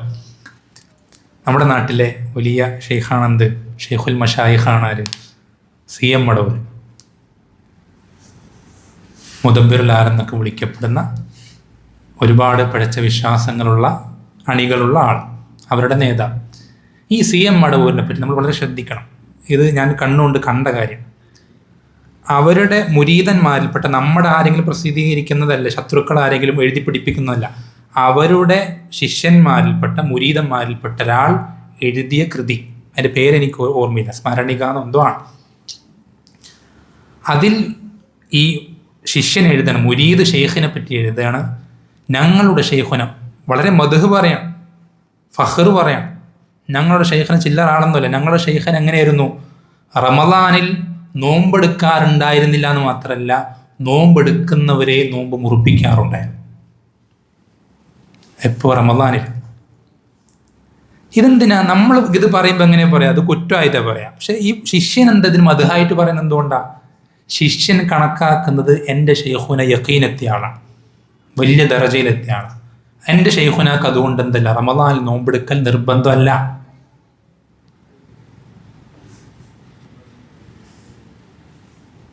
ആ നോമ്പെടുക്കാത്തവനും ദീനിന്ന് പുറത്തു പോകും, നോമ്പെടുക്കേണ്ട ആവശ്യമില്ലെന്ന് വിശ്വസിക്കുന്നതും ദീനിന്ന് പുറത്തു പോകും. വളരെ ഗൗരവമുള്ള വിഷയമാണ് ഈ സംഭവത്തിൽ. ഞാൻ പലപ്പോഴും പറഞ്ഞിട്ടുണ്ട്, എങ്കിലും അതിൻ്റെ ഗൗരവം കൊണ്ട് വീണ്ടും വീണ്ടും പറയാം. നമ്മൾക്കൊക്കെ അറിയുന്ന മുഹീദ്ദീൻ ഷെയ്ഖ് അബ്ദുൽ ഖാദിർ ജീലാനി, അദ്ദേഹത്തിൻ്റെ ജീവിതത്തിൽ നടന്നൊരു സംഭവമുണ്ട്, കേൾക്കണം. മുഹീദ്ദീൻ ഷെയ്ഖിനെ ഇഷ്ടപ്പെടുന്ന, ഹക്കറിയാൻ ആഗ്രഹിക്കുന്ന ആളുകൾ ഈ നടന്ന സംഭവം നിങ്ങളറിയാം. അദ്ദേഹം ഒരു വിജനമായ മരുഭൂമിയിലൂടെ ഒറ്റയ്ക്ക് സഞ്ചരിക്കുകയാണ്. ഇങ്ങനെ നടന്നിങ്ങനെ പോയിക്കൊണ്ടിരിക്കുമ്പോൾ ആരുമില്ല, മുൻപിലോ പുറകിലോ എവിടെയും ആരുമില്ല. പെട്ടെന്നൊരു ശബ്ദം, യാ അബ്ദുൽ ഖാദിർ, അബ്ദുൽ ഖാദിറേ എന്നൊരു ശബ്ദം. അപ്പോൾ ഇദ്ദേഹം എന്ത് ചെയ്തു, ചുറ്റും നോക്കി, മുമ്പിലുമില്ല പുറകിലുമില്ല, എവിടെ ആരുമില്ല. അപ്പം ഇദ്ദേഹം തോന്നിയതായിരിക്കും വിചാരിച്ച് വീണ്ടും നടന്നു. കുറച്ചുകൂടി മുന്നോട്ട് പോയപ്പോൾ വീണ്ടും വിളി, യാ അബ്ദുൽ ഖാദിർ. അപ്പം ഇങ്ങനെ നോക്കുമ്പോൾ, മുകളിലേക്ക് നോക്കുമ്പോൾ മുകളിലൊരു മേഘം ഒരു പ്രത്യേക രൂപത്തിലായി നിൽക്കുന്നുണ്ട്. ഒരു മേഘം പ്രത്യേക രൂപത്തിൽ വന്ന് നിൽക്കുന്നുണ്ട്. ഈ മേഘത്തിൽ നിന്നാണ് ശബ്ദം വരുന്നത്. അപ്പോൾ ഈ മേഘത്തിലേക്ക് നോക്കിയപ്പോൾ മേഘം അബ്ദുൽ ഖാദിറിനോട് പറയണം, അബ്ദുൽ ഖാദിറേ, ഞാൻ അള്ളാഹുവാണ്. അബ്ദുൽ ഖാദിറേ, ഞാൻ അള്ളാഹുവാണ്. നിന്റെ ഇത്രയും കാലത്തെ ഇബാദത്തും ഇൽമും പരിശ്രമവും സുഹുദും ഇതൊക്കെ കണ്ട് ഞാൻ നിന്നിൽ തൃപ്തനായിട്ടുണ്ട്. അതുകൊണ്ട് ഇനി മുതൽ നിനക്ക് ഒരു ഹറാമും ഹറാമല്ല, നിനക്ക് ഇനി മുതൽ ഒരു വാജിബും വാജിബല്ല. എന്നാ മേഘത്തിൽ നിന്ന് ശബ്ദം വന്നപ്പോൾ നമ്മളൊക്കെ ആണെങ്കിൽ ആ ശബ്ദം കേട്ട ഉടനെ തന്നെ അൽഹംദുലില്ലാ, ഇത്രയും കാലം പണിയെടുത്തതിന് ഇപ്പോഴെങ്കിലും ഒരു റിസൾട്ട് കിട്ടിയല്ലോ എന്ന് വിചാരിക്കും. അബ്ദുൽ ഖാദർ ജീലാനി റഹിമഹുല്ലാ അദ്ദേഹത്തിൻ്റെ ഇൽമു കൊണ്ട് അദ്ദേഹം പ്രതികരിച്ചെന്താണെന്നറിയോ? അള്ളാഹുവിൻ്റെ ശത്രുവെ നീ നിന്നിനായിട്ട് തൊലഞ്ഞു പോകട്ടെ. അബ്ദുൽ ഖാദർ ജീലാനിൻ്റെ വാക്കാണ്. അള്ളാഹുവിൻ്റെ ശത്രുവെ നീ തൊലഞ്ഞു പോകട്ടെ എന്ന് പറഞ്ഞപ്പോൾ അത് മേഘത്തിന് ശബ്ദം വരികയാണ് വീണ്ടും. ഞാൻ ഇങ്ങനെയൊക്കെ വന്നിട്ടും ഞാൻ ശൈത്താനാണെന്ന് നിനക്ക് എങ്ങനെ മനസ്സിലായെന്ന് ചോദിക്കുക. ഞാൻ ഇങ്ങനെയൊക്കെ വന്നിട്ടും ഈ തരത്തിലുള്ള തന്ത്രങ്ങളൊക്കെ ഇപ്പോൾ പയറ്റിയിട്ടും ഞാൻ ശൈത്താനാണെന്ന് നിനക്ക് എങ്ങനെയാണ് മനസ്സിലായതെന്ന് ചോദിക്കുക. അപ്പോൾ അബ്ദുൽ ഖാദർ ജീലാനി പറയുന്ന വാക്കുണ്ട്, ശ്രദ്ധിക്കണം, വളരെ ചിന്തിക്കേണ്ട വാക്കാണ്. അബ്ദുൽ ഖാദർ ജീലാനി പറയുന്നത് അള്ളാഹു സുബ്ഹാനഹു വ തആലയ്ക്ക് ഏറ്റവും അവൻ്റെ അടിമകളിൽ ഇഷ്ടമുണ്ടായിരുന്നത് അവൻ്റെ റസൂലായ മുഹമ്മദ് സല്ലല്ലാഹു അലൈഹി വസല്ലം. ആ റസൂൽ സല്ലല്ലാഹു അലൈഹി വസല്ലമയ്ക്ക് മരിക്കുന്നതിന് തൊട്ട് മുമ്പ് പോലും അള്ളാഹു എന്ത് ചെയ്തിട്ടില്ല, ഒരു ഹറാമ് പോലും ഹലാലാക്കി കൊടുത്തിട്ടില്ലെങ്കിൽ പിന്നെ അബ്ദുൽ ഖാദറിന് അള്ളാഹ് എങ്ങനെ ഹലാലാക്കി തരാം? അപ്പൊ ആ ശൈത്താൻ പറയുന്നത് എന്താണെന്നറിയോ? അബ്ദുൽ ഖാദിറെ ഇൽമുള്ളത് കൊണ്ട് നീ രക്ഷപ്പെട്ടു, അബ്ദുൽ ഖാദിറെ ഇൽമുള്ളത് കൊണ്ട് നീ രക്ഷപ്പെട്ടു. ഇതേ രൂപത്തിൽ ഞാൻ ഈ സ്ഥലത്ത് വച്ചിട്ട് നിന്നെ പോലത്തെ 70 ആബിദീങ്ങളെ ഞാൻ വഴിതെറ്റിച്ചിട്ടുണ്ട്. ഇതേ തന്ത്രം പയറ്റിയിട്ട്, എന്ന് വെച്ചാൽ അവരുടെ അടുക്കൽ വന്നിട്ട് അള്ളയാണ്, നിനക്ക് ഹറാമില്ല, ഹലാലില്ല, വാജിബുകളൊന്നും പാലിക്കേണ്ടതില്ല എന്ന് പറയുമ്പോൾ അവരെന്ത് ചെയ്യും? അത് വിശ്വസിക്കും, ഹറാമുകളൊക്കെ പ്രവർത്തിക്കാൻ തുടങ്ങും, അതൊക്കെ എനിക്ക് ഹലാലാണെന്ന് വിശ്വസിക്കും. അങ്ങനെ അവരെന്തായിത്തീരും?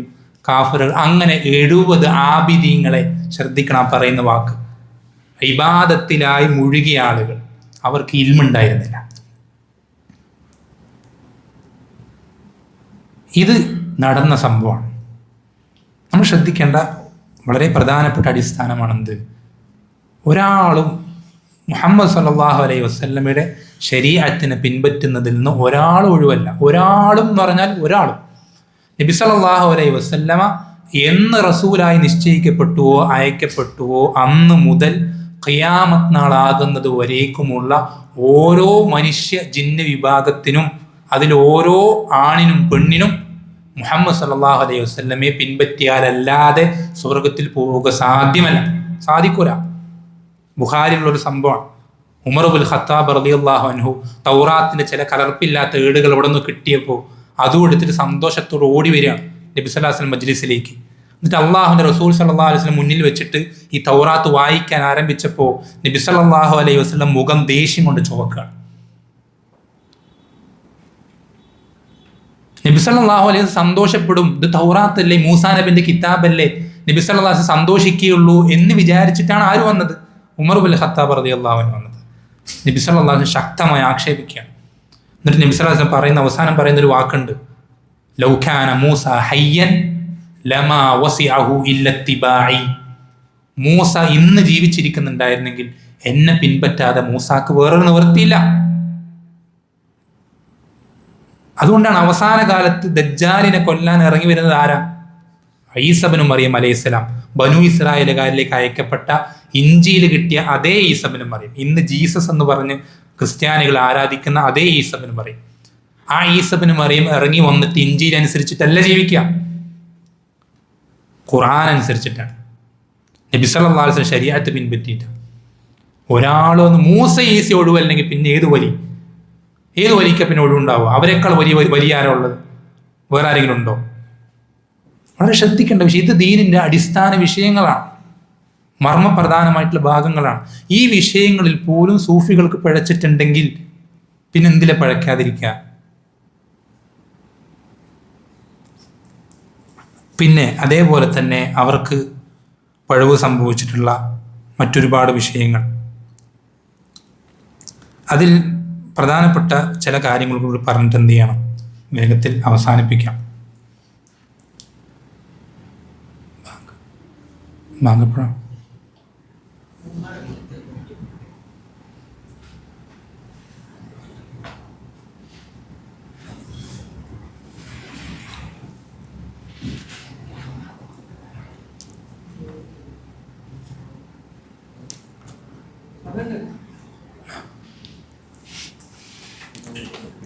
അതുപോലെ തന്നെ ഇവരുടെ വ്യതിയാനങ്ങളിൽപ്പെട്ട മറ്റൊരു പ്രധാനപ്പെട്ട ഒരു മേഖലയാണെന്ത്?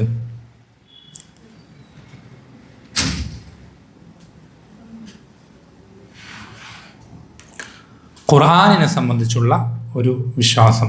എന്താണ് അവർക്ക് ഖുർആനിൽ സംഭവിച്ചിട്ടുള്ള പ്രധാനപ്പെട്ട വ്യതിയാനം എന്നുള്ളത്? അതിനെ ബാത്തിനിയാക്കൾ എന്നാണ് പറയാം സൂഫിസത്തിൽ തന്നെ. എന്നുവെച്ചാൽ ഖുർആനിനെ പ്രത്യക്ഷത്തിലുള്ള സഹാബത്ത് മനസ്സിലാക്കിയ, താബീങ്ങൾ മനസ്സിലാക്കിയ, അവരൊക്കെ ഈ സച്ചരിതരായ മുൻഗാമികളൊക്കെ കൃത്യമായി അറിഞ്ഞും പാലിച്ചും ജീവിച്ചു വന്ന ഒരർത്ഥമുണ്ട്. ഇവർക്കൊന്നും മനസ്സിലാക്കാൻ പറ്റാത്ത വേറൊരു അർത്ഥമുണ്ട് എന്ന് വിശ്വസിക്കുന്ന സൂഫികളുണ്ട്. എന്ന് വെച്ചാൽ ഖുർആനിനൊരു അകവുമുണ്ട്, ഒരു പുറവുണ്ട്. ഈ പുറം ഭാഗം മാത്രമേ ആർക്ക് കിട്ടിയിട്ടുള്ളൂ? നബി സല്ലല്ലാഹു അലൈഹി വസല്ലമയ്ക്ക് കിട്ടിയിട്ടുള്ളൂ. അബൂബക്കർ സിദ്ദീഖിനും മറ്റുള്ള സഹാബത്തിനും താബീയങ്ങൾക്കും തബഉ താബീയങ്ങൾക്കും ഇമാമിയങ്ങൾക്കും എല്ലാവർക്കും ആകെ കിട്ടിയത് എന്തു മാത്രമാണ്? പുറം ഭാഗം മാത്രം. ശരിക്കും ആ ഉള്ളിലുള്ള ആ ഫ്രൂട്ട്, ആ ഒരു കാമ്പ്, അകക്കാമ്പ് ആർക്ക് കിട്ടിയിട്ടില്ല? ഇവർക്ക് ആർക്കും കിട്ടിയിട്ടില്ല. അത് ആരൊക്കെ കിട്ടിയത്? ആർക്കാ? ഇവരുടെ ശൈഖന്മാർക്ക് എന്ന് വിശ്വസിക്കുന്ന ആളുകളുണ്ട്. ഇതിനാണ് ബാത്തിനിയാക്കൾ എന്ന് പറയാം. ഇതിനെയാണ് ബാത്തിനിയാക്കൾ എന്ന് പറയാം. ഈ വിശ്വാസം ഒരാളിൽ വന്നു കഴിഞ്ഞാൽ പിന്നെ അവൻ എന്താവും? വളരെ എളുപ്പത്തിൽ കാഫറായി പോകും. കാരണം ഖുർആനിൻ്റെ ഒരു കൽപ്പനകളും ആ അർത്ഥത്തിൽ അതിലുള്ളതുപോലെയല്ല അവൻ പാലിക്കുക. കാരണം എന്താ? ഈ അർത്ഥമല്ല അതിന് മനസ്സിലാക്കേണ്ടതെന്ന് വിചാരിച്ചാൽ അവിടെ നിന്ന് എന്ത് ചെയ്യും? എല്ലാ അർത്ഥങ്ങളും വേറെ രൂപത്തിൽ മനസ്സിലാക്കും, വേറെ രീതിയിൽ മനസ്സിലാക്കും. അത് ആയത്തുകളാണെങ്കിലും ഹദീസുകളാണെങ്കിലും ഒക്കെ അങ്ങനെ തന്നെ. അപ്പം ഈ ഒരു എന്താ പറയുക, തെറ്റായ രൂപത്തിൽ ഖുർആൻ മനസ്സിലാക്കലും അതിനെ പിൻപറ്റലും ഒക്കെ ചെയ്യുന്ന ആളുകളുണ്ട്. അത് ഇപ്പോൾ നമ്മൾ നേരത്തെ പറഞ്ഞ വഅ്ബുദ് റബ്ബക ഹത്താ യഅതിയകൽ യഖീൻ എന്ന ആയത്തൊക്കെ അതേപോലെ അതിൻ്റെ ഉദാഹരണങ്ങൾ മാത്രം. അതിൻ്റെ ഉദാഹരണങ്ങൾ മാത്രം.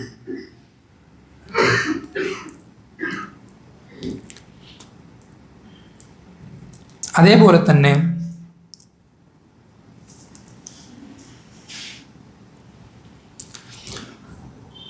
ഖുർആനിലും ഹദീസിലും വന്നിട്ടുള്ള കാര്യങ്ങൾ നമ്മൾ പറഞ്ഞു. ഏറ്റവും ശ്രേഷ്ഠമായ ദിക്ർ ഏതാ? ഖുർആനാണ്. ഏറ്റവും ശ്രേഷ്ഠമായ ഇൽമ ഏതാ? ഖുർആനാണ്. ദീനുൽ ഇസ്ലാമിൽ ഏറ്റവും പ്രധാനപ്പെട്ടത് ഖുർആനാണ്. ഇതെല്ലാവർക്കും അറിയുന്ന കാര്യമാണ്. പ്രത്യേകിച്ച് വിശദീകരിച്ച് പഠിപ്പിച്ചു തരേണ്ട കാര്യമൊന്നുമല്ല, എല്ലാവർക്കും അറിയുന്ന കാര്യം. ഖുർആനേക്കാൾ ഖുർആൻ്റെ ഒരു ഹർഫിന് എത്ര കൂലിയുണ്ട്? 10 കൂലിയുണ്ട്. ഇതിനേക്കാൾ ശ്രേഷ്ഠമായ മറ്റെന്തെങ്കിലും കാര്യങ്ങളുണ്ടോ ദീനുൽ ഇസ്ലാമിൽ? ഉണ്ടോ? എന്തെങ്കിലും കാര്യത്തിന് പഠിപ്പിക്കപ്പെട്ടിട്ടുണ്ടോ? ഇല്ല. മറ്റേതെങ്കിലും കിതാബുകൾ വായിക്കുന്ന, ഹദീസ് വായിക്കുന്നതിനും പഠിപ്പിക്കുന്നതിനും പോലും ഇത്ര ശ്രേഷ്ഠത പഠിപ്പിക്കപ്പെട്ടിട്ടില്ല. നമ്മൾ ശ്രദ്ധിക്കേണ്ടത് ഇങ്ങനെയാണെന്നിരിക്കെ ഖുർആനിനേക്കാൾ മറ്റ് പല കാര്യങ്ങൾക്ക് ശ്രേഷ്ഠതയുണ്ട് എന്ന് വിശ്വസിക്കുന്നതും മറ്റൊരു വ്യതിയാനമാണ്. അതിൽപ്പെട്ടതാണെന്ത്? ഷാദുലി വിർദ്. ഷാദുലി വിർദ് എന്നുകൊണ്ടൊരു വിർദുണ്ട്. ഷാദുലി വിർദ് അതെന്താണ്? അത് ഖുർആൻ പാരായണത്തിനേക്കാൾ അഫ്ദലാണ് എന്ന് വിശ്വസിക്കുന്ന സൂഫികളുണ്ട്. പ്രത്യേകിച്ച് ഷാദുലി ത്വരീഖത്തുകാരുടെ വിശ്വാസമാണെന്ത്? ഷാദുലി വിർദ് എന്ന് പറഞ്ഞിട്ടൊരു വിർദ് അത് ഖുർആനിനേക്കാൾ അഫ്ദലാണ്. അതുപോലെ തന്നെ വേറെ ചില ത്വരീഖത്തുകാർ പറയുന്ന സ്വലാത്തുൽ ഫാത്തിഹ, എന്നൊക്കെ കേട്ടിട്ടുണ്ടോ? സ്വലാത്തുൽ ഫാത്തിഹ ഒരു തവണ ഓതിയാൽ 6000 ഖത്തം ഖുർആൻ ഓതി തീർക്കുന്നതിന് തുല്യം എന്ന് ഇവർക്ക് ഉള്ളൊരു മറ്റൊരു വാദമാണ്. 6000 ഖുർആൻ ഖത്തം തീർക്കുക 6000 പ്രാവശ്യം എത്ര കൂലി കിട്ടും? അതിനേക്കാൾ കൂലി എന്തിനു കിട്ടും? സ്വലാത്തുൽ ഫാത്തിഹ ഒരു തവണ ഓതിയാൽ കിട്ടും എന്ന് വിശ്വസിക്കുന്ന സൂഫികളുണ്ട്. അങ്ങനെ ഒരുപാട് വ്യതിയാനങ്ങൾ ഈ ഖുർആൻ്റെ വിഷയത്തിൽ അവർക്കുണ്ട്. ഇങ്ങനെ കുറേ ഇല്ലാത്ത കുറേ വിർദുകളും സ്വലാത്തുകളും മറ്റു കാര്യങ്ങളൊക്കെ ചൊല്ലലും പഠിപ്പിക്കൽ അവരിലെ പതിവാണ്. അവരിൽ ഓരോ ത്വരീഖത്തുകാരിലും ഓരോ രീതികളും പ്രാർത്ഥനകളും ദിക്റുകളൊക്കെ ഉണ്ട്.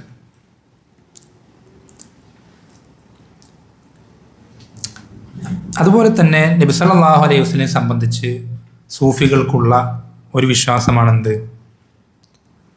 നബി സല്ലല്ലാഹു അലൈഹി വസല്ലമയുടെ നൂറ് അല്ലെ, മദീനയെ പറ്റി എന്താ പറയാ അവര്? മദീന മുനവ്വറ എന്നാ പറയാ. കേട്ടിട്ടില്ല? മദീന മുനവ്വറ. എന്താ മുനവ്വറ?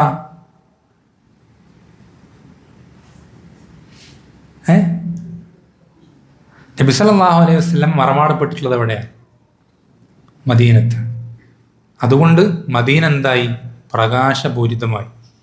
എന്ന് മാത്രമല്ല, ഈ എല്ലാ സൃഷ്ടിജാലങ്ങളുടെയും അടിസ്ഥാനം എന്നുള്ളത് എന്താണത്ര? നബി സല്ലല്ലാഹു അലൈഹി വസല്ലമയുടെ നൂറാണ് എന്ന് വിശ്വസിക്കുന്ന സൂഫികളുണ്ട്. എല്ലാ സൃഷ്ടിജാലങ്ങളുടെയും അടിസ്ഥാനം നബി സല്ലല്ലാഹു അലൈഹി വസല്ലമയുടെ നൂറാണ് എന്ന് വിശ്വസിക്കുന്ന സൂഫികളുണ്ട്.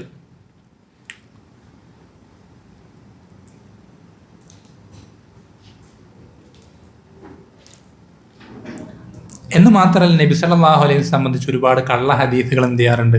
പറയാറുണ്ട്. അതിൽപ്പെട്ടൊരു ഹദീസാണെന്ത്? അവരുടെ ഇടയിലുള്ളൊരു ഹദീസാണ്, ആദം മണ്ണിനും അല്ലെങ്കിൽ വെള്ളത്തിനും കളിമണ്ണിനും ഇടയിലായിരുന്ന സമയത്തിന് ഞാൻ നബിയായിരുന്നു. ആദം അലൈഹിസ്സലാം വെള്ളത്തിനും കളിമണ്ണിനും ഇടയിലുണ്ടായിരുന്ന സമയത്തിന് ഞാൻ ആരായിരുന്നു? നബി ആയിരുന്നു എന്ന് നബി സല്ലല്ലാഹു അലൈഹി വസല്ലം പറഞ്ഞതായിട്ടുള്ള കള്ള ഹദീസുകൾ ധാരാളം അവർക്കുണ്ട് താൻ. എന്നുവെച്ചാൽ ഇങ്ങനെ ഒരുപാട് തെറ്റായ വിശ്വാസങ്ങൾ അവർക്കുണ്ട്. അതുപോലെ തന്നെ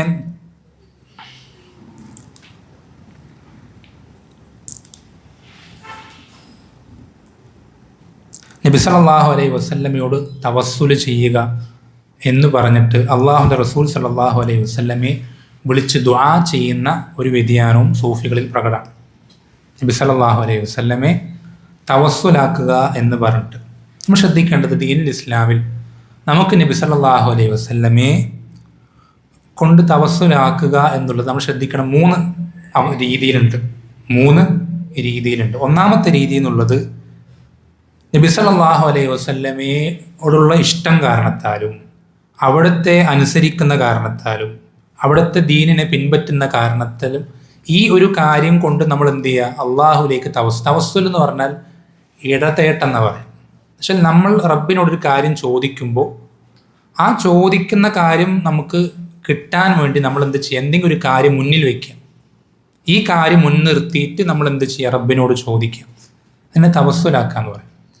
അപ്പോൾ നമ്മൾ നബി സല്ലല്ലാഹു അലൈഹി വസല്ലം ഇഷ്ടപ്പെടുന്നത്, അല്ലാഹുവേ, ഞാൻ നിന്റെ സൃഷ്ടികളിൽ ഏറ്റവും ഉത്തമനായ ഞങ്ങളിലേക്ക് അയച്ച റസൂലായ മുഹമ്മദ് സല്ലല്ലാഹു അലൈഹി വസല്ലമയെ മറ്റെന്തൊന്നിനേക്കാളും ഞാൻ ഇഷ്ടപ്പെടുന്നുണ്ട്.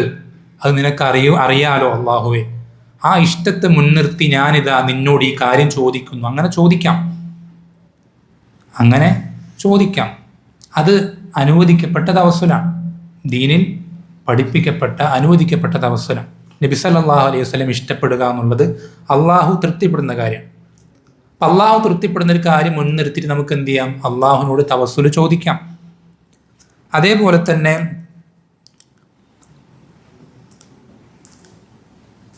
നബി സല്ലല്ലാഹു അലൈഹി വസല്ലമയോട് അള്ളാഹുവിനോട് നബി സല്ലല്ലാഹു അലൈഹി വസല്ലമയോട് എന്ത് ചെയ്യാണ്? താങ്കൾ എനിക്ക് വേണ്ടി അള്ളാഹുവിൻ്റെ അടുക്കൽ ശുപാർശ പറയണമെന്ന് എന്ത് ചെയ്യാം? നബി സല്ലല്ലാഹു അലൈഹി വസല്ലമയോട് പറഞ്ഞ് നേർക്ക് നേരം എന്ത് ചെയ്യാം? തവസ്സുൽ ചെയ്യാം. നബി സല്ലല്ലാഹു അലൈഹി വസല്ലം ജീവിച്ചിരിക്കുന്ന കാലത്ത് അത് പല സ്വഹാബികളും ചെയ്തിട്ടുണ്ട്. അള്ളാഹുവിൻ്റെ അടുക്കൽ താങ്കൾ എന്ത് ചെയ്യണം? എനിക്ക് വേണ്ടി ശുപാർശ പറയണം എന്നുള്ളത്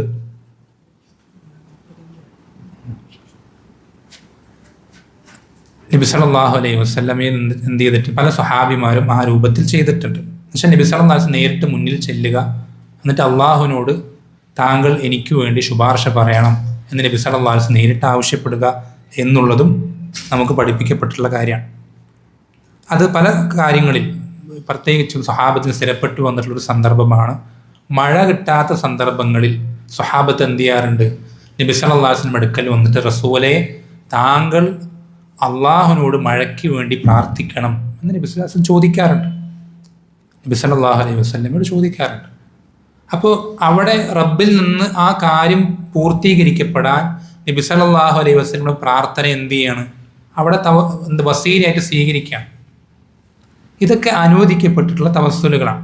ഇതൊക്കെ അനുവദിക്കപ്പെട്ടിട്ടുള്ള തവസ്സുലുകളാണ്. എന്നാൽ നമ്മൾ ശ്രദ്ധിക്കേണ്ടത്, ഇന്ന് ഏറ്റവും അധികം അള്ളാഹു അല്ലാത്തവരെ വിളിച്ച് പ്രാർത്ഥിക്കപ്പെടുന്നത് ഈ തവസ്സുലിൻ്റെ പേര് പറഞ്ഞിട്ട്. ഏറ്റവും അധികം അള്ളാഹു അല്ലാത്തവരെ വിളിച്ച് പ്രാർത്ഥിക്കപ്പെടുന്നത് ഇത് തവസ്സുലാണ് എന്ന് പേര് പറഞ്ഞിട്ടാണ്. അതിനൊരുപാട് എന്താ പറയുക, ഹദീസുകൾ അവരെന്ത് ചെയ്യുന്നുണ്ട്, തെളിവ് പിടിക്കുന്നൊക്കെ ഉണ്ട്. അതിൽപ്പെട്ടൊരു ഹദീസാണ് ഒരു അന്ധനായ ഒരാളുടെ ഹദീസ്. അന്ധനായ ഒരാൾ, ഒരു സഹാബി നബി സ്വല്ലല്ലാഹു അലൈഹി വസല്ലം അടുക്കലേക്ക് വന്നിട്ട്, അള്ളാഹുവിൻ്റെ റസൂലെ, താങ്കൾ എന്ത് ചെയ്യണം, എനിക്ക് വേണ്ടി ശുപാർശ പറയണം, അല്ലെങ്കിൽ എൻ്റെ കണ്ണിൻ്റെ കാഴ്ച നിങ്ങൾ തിരിച്ചു തരാൻ റബ്ബിനോട് പ്രാർത്ഥിക്കണം എന്ന് പറഞ്ഞിട്ടുള്ളൊരു സന്ദർഭമാണ്. ഇതൊക്കെ നമ്മൾ ശ്രദ്ധിക്കേണ്ടത്. ഇതൊക്കെ ദീനിൽ പഠിപ്പിക്കപ്പെട്ട തവസ്സുല് മാത്രമാണ്. ദീനിൽ പഠിപ്പിക്കപ്പെട്ട തവസ്സുല് മാത്രമാണ്. ഇങ്ങനെയുള്ള കള്ള ഹദീസുകൾ തെളിവ് പിടിച്ചിട്ടോ അല്ലെങ്കിൽ ശരിയായ ഹദീസുകളുടെ അർത്ഥം മാറ്റിമറിച്ചിട്ടോ ആണ് എന്ത് ചെയ്യുന്നത്, ഇന്ന് ഇത്തരം വ്യതിയാനങ്ങൾ ഈ ആളുകൾ പ്രചരിപ്പിക്കുന്നത്. അതുപോലെ തന്നെ വേറെ കുറേ വ്യതിയാനങ്ങൾ. അതിൽപ്പെട്ടൊരു വ്യതിയാനം മാത്രമാണ് എന്ത്, ഖിദ്ർ അലൈഹിസ്സലാം, മൂസ അലൈഹിസ്സലാം, സൂറത്തുൽ കഹ്ഫിൽ മൂസ അലൈഹിസ്സലാം ഒരു നബിയെ കാണാൻ വേണ്ടി പോകുന്നൊരു യാത്ര ചെയ്യുന്ന സന്ദർഭമുണ്ട്. ആ സന്ദർഭത്തിൽ മൂസ അലൈഹിസ്സലാം കണ്ടുമുട്ടുന്ന നബിയാണ് ആര്? ഖിദ്ർ അലൈഹിസ്സലാം. ഈ ഖിദ്ർ ഇന്നും ജീവിച്ചിരിക്കുന്നുണ്ടെന്നും ഈ ഖിദ്ർ അലൈഹിസ്സലാം ഇന്നും ജീവിച്ചിരിക്കുന്നുണ്ടെന്നും ഞങ്ങളുടെ ദിക്റിൻ്റെ മജ്ലിസുകളിൽ ആര് ഖിദ്ർ അലൈഹിസ്സലാം ഹാജരാകാറുണ്ടെന്നും പലപ്പോഴും അവർ പൊടിയൊക്കെ പരത്തിയിട്ട് എന്ത് ചെയ്യാറുണ്ട്, കാൽപ്പാടൊക്കെ കാണിച്ചു തരും. എന്തിനാണ്? ഹാജരായി എന്ന് ബോധ്യപ്പെടുത്താൻ, ഉറപ്പുവരുത്താൻ വേണ്ടിയിട്ട്. നമ്മൾ ശ്രദ്ധിക്കണം, നബി സല്ലല്ലാഹു അലൈഹി വസല്ലമ അദ്ദേഹത്തിൻ്റെ അവസാന കാലഘട്ടത്തിൽ പറയുന്നൊരു കാര്യമാണ് എന്ത്, അദ്ദേഹം ഹദീസിൽ വന്നിട്ടുള്ളത്, ഇനി ഒരു 100 വർഷം കഴിയുമ്പോഴേക്കും ഇന്ന് ദുനിയാവിലുള്ള ഒരാളും ജീവനോടെ ബാക്കി ഉണ്ടാവില്ല. ഇന്ന് ഈ സന്ദർഭത്തിൽ, ഈ ദിവസം ഡേറ്റ് തൊട്ട് 100 വർഷം കഴിയുമ്പോഴേക്കും എന്ത് ചെയ്തിട്ടുണ്ടാവും, ഇന്ന് ദുനിയാവിലുള്ള ഒരാളും മരിക്കാതെ ബാക്കിയാവില്ല എന്ന് നബി സ്വല്ലല്ലാഹു അലൈഹി വസല്ലം പഠിപ്പിച്ചു തന്നിട്ടുണ്ട്. ഖിദ്ർ അലൈഹിസ്സലാം അത്രയും കാലം ജീവിച്ചിട്ടുണ്ട് എന്ന് തന്നെ വെക്കുക. പക്ഷേ ഈ 100 കൊല്ലം കഴിയുമ്പോഴേക്കും മരണപ്പെട്ടു എന്ന് നബി സ്വല്ലല്ലാഹു അലൈഹി വസല്ലം വാക്കാണ്. നബി സല്ലല്ലാഹു അലൈഹി വസല്ലമയ്ക്ക് അള്ളാഹു വഹയായിട്ട് പഠിപ്പിച്ചു കൊടുത്താണ്.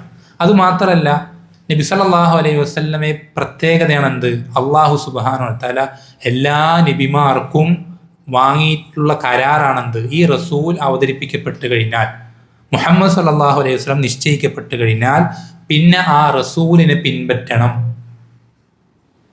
പിന്നെ ആ റസൂലിനെ പിൻപറ്റണം. ഖിദ്ർ അലൈഹിസ്സലാം അന്ന് ജീവിച്ചിരിക്കുന്നുണ്ടായിരുന്നെങ്കിൽ ഉറപ്പായിട്ടും നബി സല്ലല്ലാഹു അലൈഹി വസല്ലമയെ പിൻപറ്റിയിട്ടുണ്ടാവും.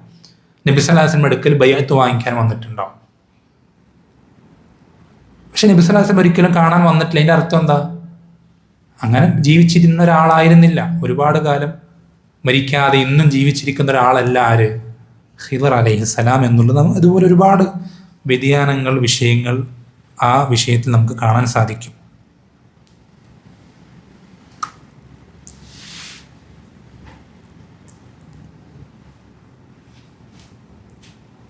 അവസാനമായിട്ട് ഇൻഷാ അല്ലാഹ് ഞാൻ സമയമായി അവസാനിപ്പിക്കുകയാണ്. ഒരു കാര്യം കൂടി പറഞ്ഞിട്ട് അവസാനിപ്പിക്കുകയാണ്. ഏറ്റവും കൂടുതൽ ഇത്തരം വ്യതിയാനങ്ങൾ പ്രചരിക്കുന്നത് ഔലിയാക്കന്മാരുടെ പേര് പറഞ്ഞിട്ട്. ഏറ്റവും കൂടുതൽ ഇത്തരം വ്യതിയാനങ്ങൾ പ്രചരിക്കുന്നത്, ഞാനിപ്പോൾ ഈ പറഞ്ഞ വ്യതിയാനങ്ങൾ, ഇത് എന്താ പറയുക, ഒരു 1000 നിന്നൊരു 4-5 കഷ്ടപ്പെട്ട് പെറുക്കി എടുത്തതാണ്. ഇതിങ്ങനെ പറഞ്ഞ് ഓരോന്നോരോന്ന് എണ്ണി പറയാൻ തുടങ്ങിക്കഴിഞ്ഞാൽ ഒരുപാട് പറയാനുണ്ട്, ഒരുപാട് വ്യതിയാനങ്ങൾ പറയാനുണ്ട്. അത് നിങ്ങൾക്ക് ഏറ്റവും എളുപ്പത്തിൽ മനസ്സിലാകുന്ന, പെട്ടെന്ന് നമുക്ക് അതിൻ്റെ അപകടം തിരിച്ചറിയാൻ സാധിക്കുന്ന വളരെ 1-2 വ്യതിയാനങ്ങൾ പ്രധാനപ്പെട്ടത് മാത്രം സൂചിപ്പിച്ചതാണ്. ഈ വ്യതിയാനങ്ങളിൽ മിക്ക ആളുകളും ചെന്ന് വീഴുന്നത് ഏറ്റവും കൂടുതൽ ഔലിയാക്കന്മാരുടെ പേര് പറഞ്ഞിട്ട്, അല്ലേ? കുളിക്കാതെ, പണിയെടുക്കാതെ, പല ആളുകളിൽ നിന്നും ചോദിച്ച്, ഭിക്ഷ ചോദിച്ച്, അല്ലെങ്കിൽ താടി നീട്ടി വളർത്തി, മുടി നീട്ടി വളർത്തി, പ്രത്യേക വസ്ത്രധാരണമൊക്കെ ധരിച്ച് കുറേ പല രൂപത്തിൽ ജീവിക്കുന്ന പല ആളുകളെയുമാണ് എന്ത് ചെയ്യുന്നത്, അവർ ഔലിയാക്കന്മാരായിട്ട് കരുതുന്നത്. നമ്മൾ ശ്രദ്ധിക്കേണ്ടത്, നമുക്കെപ്പോഴും നമ്മുടെ മൈൻഡിൽ വേണ്ട ഒരു കാര്യമാണ് എന്ത്, അള്ളാഹുവിൻ്റെ ഔലിയാക്കളിൽ ഏറ്റവും വലിയ ഔലിയാക്കൾ ആരാ? അബൂബക്കർ റളിയല്ലാഹു അൻഹും ഉമർ ബിൻ ഖത്താബ്. ഇവർ രണ്ടുപേരാണ്. ഇവരെക്കാൾ വലിയ ഔലിയാക്കൾ മനുഷ്യ ചരിത്രത്തിൽ തന്നെ കഴിഞ്ഞു പോയിട്ടില്ല. ആദം നബി മുതൽ ഇവിടം വരേക്കും, ഖിയാമത്ത് നാൾ വരേക്കും നബിമാരെ മാറ്റി നിർത്തിയാൽ ഇവരെക്കാൾ ശ്രേഷ്ഠരായിട്ടുള്ള മറ്റാരും ഇല്ല ദുനിയാവിൽ. അവരാണ് ഏറ്റവും വലിയ ഔലിയാക്കന്മാർ. നമ്മൾ ശ്രദ്ധിക്കേണ്ടത്, അവർ എങ്ങനെയാണോ ഔലിയാക്കന്മാരായത് അങ്ങനെ അല്ലാതെ ഒരാൾക്കും വലിയാവാൻ സാധിക്കില്ല. നമ്മൾ അടിസ്ഥാനപരമായി മനസ്സിലാക്കേണ്ട കാര്യം. അബൂബക്കർ റളിയല്ലാഹു അൻഹു കച്ചവടക്കാരനാണ്. അബൂബക്കർ റളിയല്ലാഹു അൻഹു കച്ചവടക്കാരനാണ്.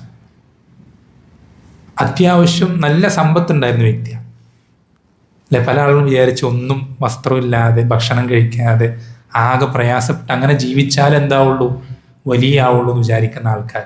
അബൂബക്കർ റളിയല്ലാഹു അൻഹു അത്യാവശ്യം നല്ല സാമ്പത്തിക സ്ഥിതിയുള്ള ആളായിരുന്നു, കച്ചവടക്കാരനാണ്. ഉമർ ബിൻ ഖത്താബ് റളിയല്ലാഹു അൻഹു കൃഷിക്ക് പോയിരുന്നു. ഹദീസുകൾ കാണാം. ഒരു കൃഷിത്തോട്ടം ഉണ്ടായിരുന്നു. ഓരോ ദിവസം മാറി മാറി, ഒരു ദിവസം അയൽക്കാരനും ഒരു ദിവസം ഉമർ ബിൻ ഖത്താബ് മാറി മാറി ആ കൃഷിത്തോട്ടത്തിൽ കൃഷിപ്പണി ചെയ്തിരുന്നു. കൃഷിക്കാരനാണ്. എന്നുവെച്ചാൽ അവരുടെ ജീവിതത്തിൽ ഇല്ലാത്ത സുഹൃത് കൊണ്ട് പ്രത്യേകിച്ചൊരു കാര്യമില്ല, നമുക്കൊന്നും നേടാൻ സാധിക്കൂല. എന്ന് മാത്രമല്ല, നമ്മൾ ശ്രദ്ധിക്കണം, എപ്പോഴാണ് ഒരാൾ അള്ളാഹുവിന്റെ വലിയാവുക? അള്ളാഹ് തന്നെ പഠിപ്പിച്ചു തന്നിട്ടുണ്ട്. അലാ ഇന്ന ഔലിയാ അല്ലാഹി ലാ ഖൗഫുൻ അലൈഹിം വലാ ഹും യഹ്സനൂൻ. അറിഞ്ഞുകൊള്ളുക, തീർച്ചയായും അള്ളാഹുവിന്റെ ഔലിയാക്കന്മാർക്ക് എന്തില്ല, അവർക്ക് ഒരിക്കലും പേടിക്കേണ്ടി വരികയോ ദുഃഖിക്കേണ്ടി വരികയോ ഇല്ല. എന്നിട്ട് അള്ളാഹ് വിശദീകരിക്കുകയാണ്, അല്ലദീന ആമനു വകാനൂ യത്തഖൂൻ. ഈ രണ്ട് ക്വാളിറ്റികൾ ഉള്ളവരാണ് അള്ളാഹുവിന്റെ ഔലിയാക്കന്മാർ. ഇത് രണ്ടും ഇല്ലെങ്കിൽ വേറെ കുറെ കഷ്ടപ്പെട്ടിട്ടൊന്നും ഒരാൾക്ക് അള്ളാഹുവിന്റെ വലിയാവാൻ സാധിക്കില്ല. ഇത് രണ്ടും ഉണ്ടെങ്കിൽ അവൻ അള്ളാഹുവിന്റെ വലിയാണ്. വലിയ ആയാൽ കറാമത്ത് ഉണ്ടാവാൻ എന്നാലേ വലിയ ആവുള്ളൂന്നൊന്നുമില്ല. കറാമത്ത് ഉണ്ടായാലേ വലിയ ആവുള്ളൂന്നൊന്നുമില്ല. അമാനുഷികമായ എന്തെങ്കിലും ജീവിതത്തിൽ നടന്നാൽ അവൻ അള്ളാഹുവിന്റെ വലിയാണെന്നുള്ളതിന് തെളിവല്ല. ശൈത്താനെ ആരാധിക്കുന്ന വൃത്തികെട്ട സാഹിറന്മാര്, നമുക്കൊരിക്കലും ചിന്തിക്കാൻ പറ്റാത്ത കാര്യങ്ങൾ ചെയ്യുന്ന ആളുകൾ ആ സാഹിറന്മാരിലുണ്ട്. ശൈത്താൻ ഇബാദത്ത് ചെയ്യുന്ന ആളുകൾ അല്ലേ. അതുകൊണ്ടാണ് ലൈസ് ബിൻ സഅദ് റഹിമഹുല്ലാഹ്, സലഫുകളിൽ പെട്ടൊരു ഇമാമാണ്, അദ്ദേഹം പറയാണ്, ഒരാൾ വെള്ളത്തിന്റെ മുകളിൽ കൂടെ നടക്കുന്നത് കണ്ടു കഴിഞ്ഞാൽ അവന്റെ വിശ്വാസം എന്താണ്, അവന്റെ നിലപാട് എന്താണ്, അവന്റെ മനഹജ് എന്താണ് എന്ന് നോക്കാതെ അവൻ അത് അള്ളാഹുവിന്റെ കറാമത്താണ് എന്ന് നിങ്ങൾ പറയേണ്ടതില്ല എന്ന് ലൈസ് ബിൻ സഅദ് റഹിമഹുല്ലാഹ് പറഞ്ഞു.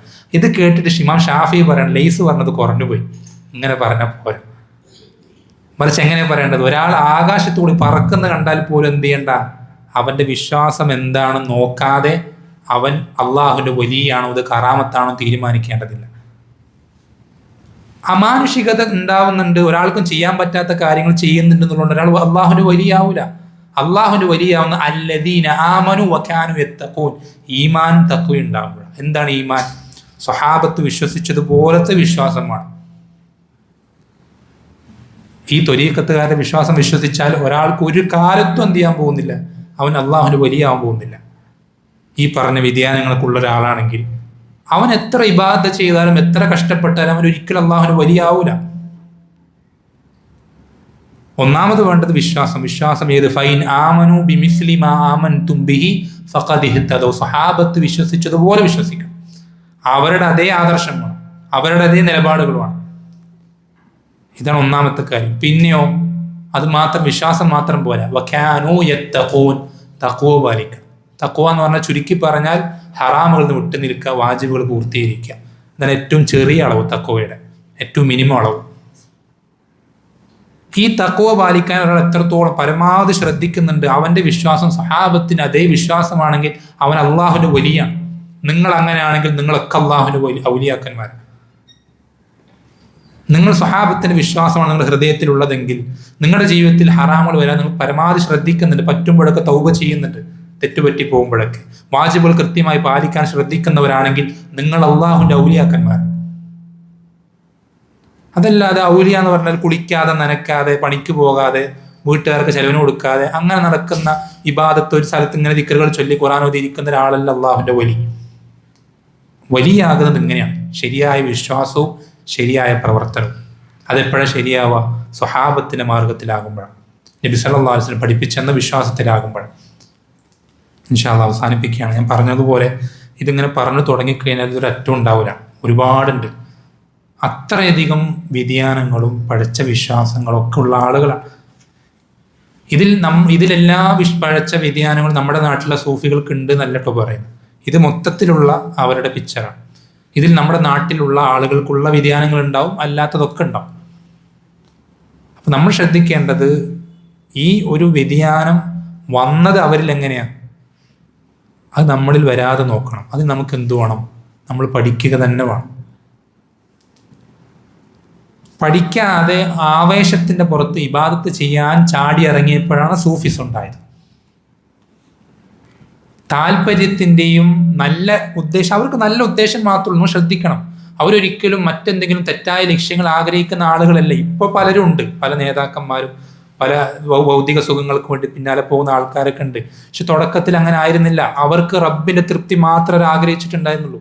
പരലോകത്ത് വലിയ ദർജകൾ മാത്രമേ ഉദ്ദേശിച്ചിട്ടുണ്ടായിരുന്നു. പക്ഷെ നമ്മൾ ശ്രദ്ധിക്കണം, നല്ല ഉദ്ദേശം കൊണ്ട് മാത്രം നമുക്ക് ഈ ദീനിൽ ഒന്നും ചെയ്യാൻ കഴിയില്ല. നമ്മൾ മനസ്സിലാക്കണം, നമ്മുടെ ലക്ഷ്യം ശരിയാണ്, നല്ല വിചാരം മാത്രമേ എനിക്കുള്ളൂ, എനിക്ക് നല്ല നിയത്ത് മാത്രമേ ഉള്ളൂ, റബ്ബിന്റെ തൃപ്തി മാത്രമേ ആഗ്രഹിക്കുന്നുള്ളത് കൊണ്ട് നമുക്കൊന്നും ചെയ്യാൻ കഴിയില്ല. ഇതിന് എന്തെങ്കിലും ചെയ്യണമെങ്കിൽ അൽ ഇൽമു ഖബ്ല അൽ ഖൗലി വൽ അമൽ. ഇമാം ബുഖാരി റഹിമഹുല്ലാഹ് പറഞ്ഞതുപോലെ പറയുന്നതിനും പ്രവർത്തിക്കുന്നതിനും വിശ്വസിക്കുന്നതിനും മുമ്പ് അറിവ് വേണം, പഠിക്കണം. ത്വലബുൽ ഇൽമി ഫരീദത്തുൻ അലാ കുല്ലി മുസ്ലിമിൻ. ഓരോ മുസ്ലിമിന്റെ മേലും അറിവന്വേഷിക്കൽ നിർബന്ധമാണെന്ന് നബി സല്ലല്ലാഹു അലൈഹി വസല്ലം പഠിപ്പിച്ചിരുന്നത്. അതുകൊണ്ടാണ് നമ്മൾ നബി സല്ലല്ലാഹു അലൈഹി വസല്ലം വിട്ടേച്ചു പോയ അതേ ആദർശത്തിലേക്ക് എത്തണം. നബി സ്വഹാബത്തിനെ ഏത് രൂപത്തിൽ വളർത്തിയെടുത്തുവോ അതേ നിലപാടുകളിലേക്ക് നമ്മൾ ആകണം. അങ്ങനെ ആകണമെങ്കിൽ ആ ആദർശം എന്താണെന്ന് പഠിക്കണം, മാറ്റണം. അങ്ങനെ നമ്മൾ എന്ത് ചെയ്യണം? ശരിയായ ഈമാനിലും തഖ്വയിലും ആകണം. അങ്ങനെയാണെങ്കിൽ നമ്മളെല്ലാവരും അള്ളാഹുവിൻ്റെ ഔലിയാക്കന്മാരാണ്.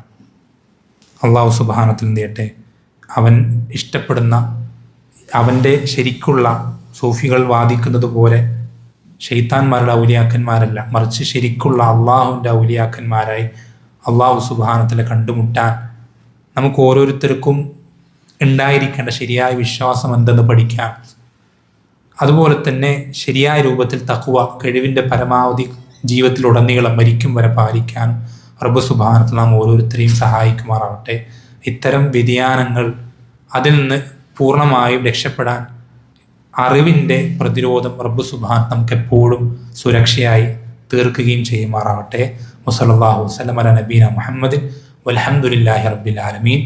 സുബ്ഹാനകല്ലാഹു വബിഹംദിക അഷ്ഹദു അൻ ലാ ഇലാഹ ഇല്ലാ അൻത അസ്തഗ്ഫിറുക വഅത്തൂബു ഇലൈക.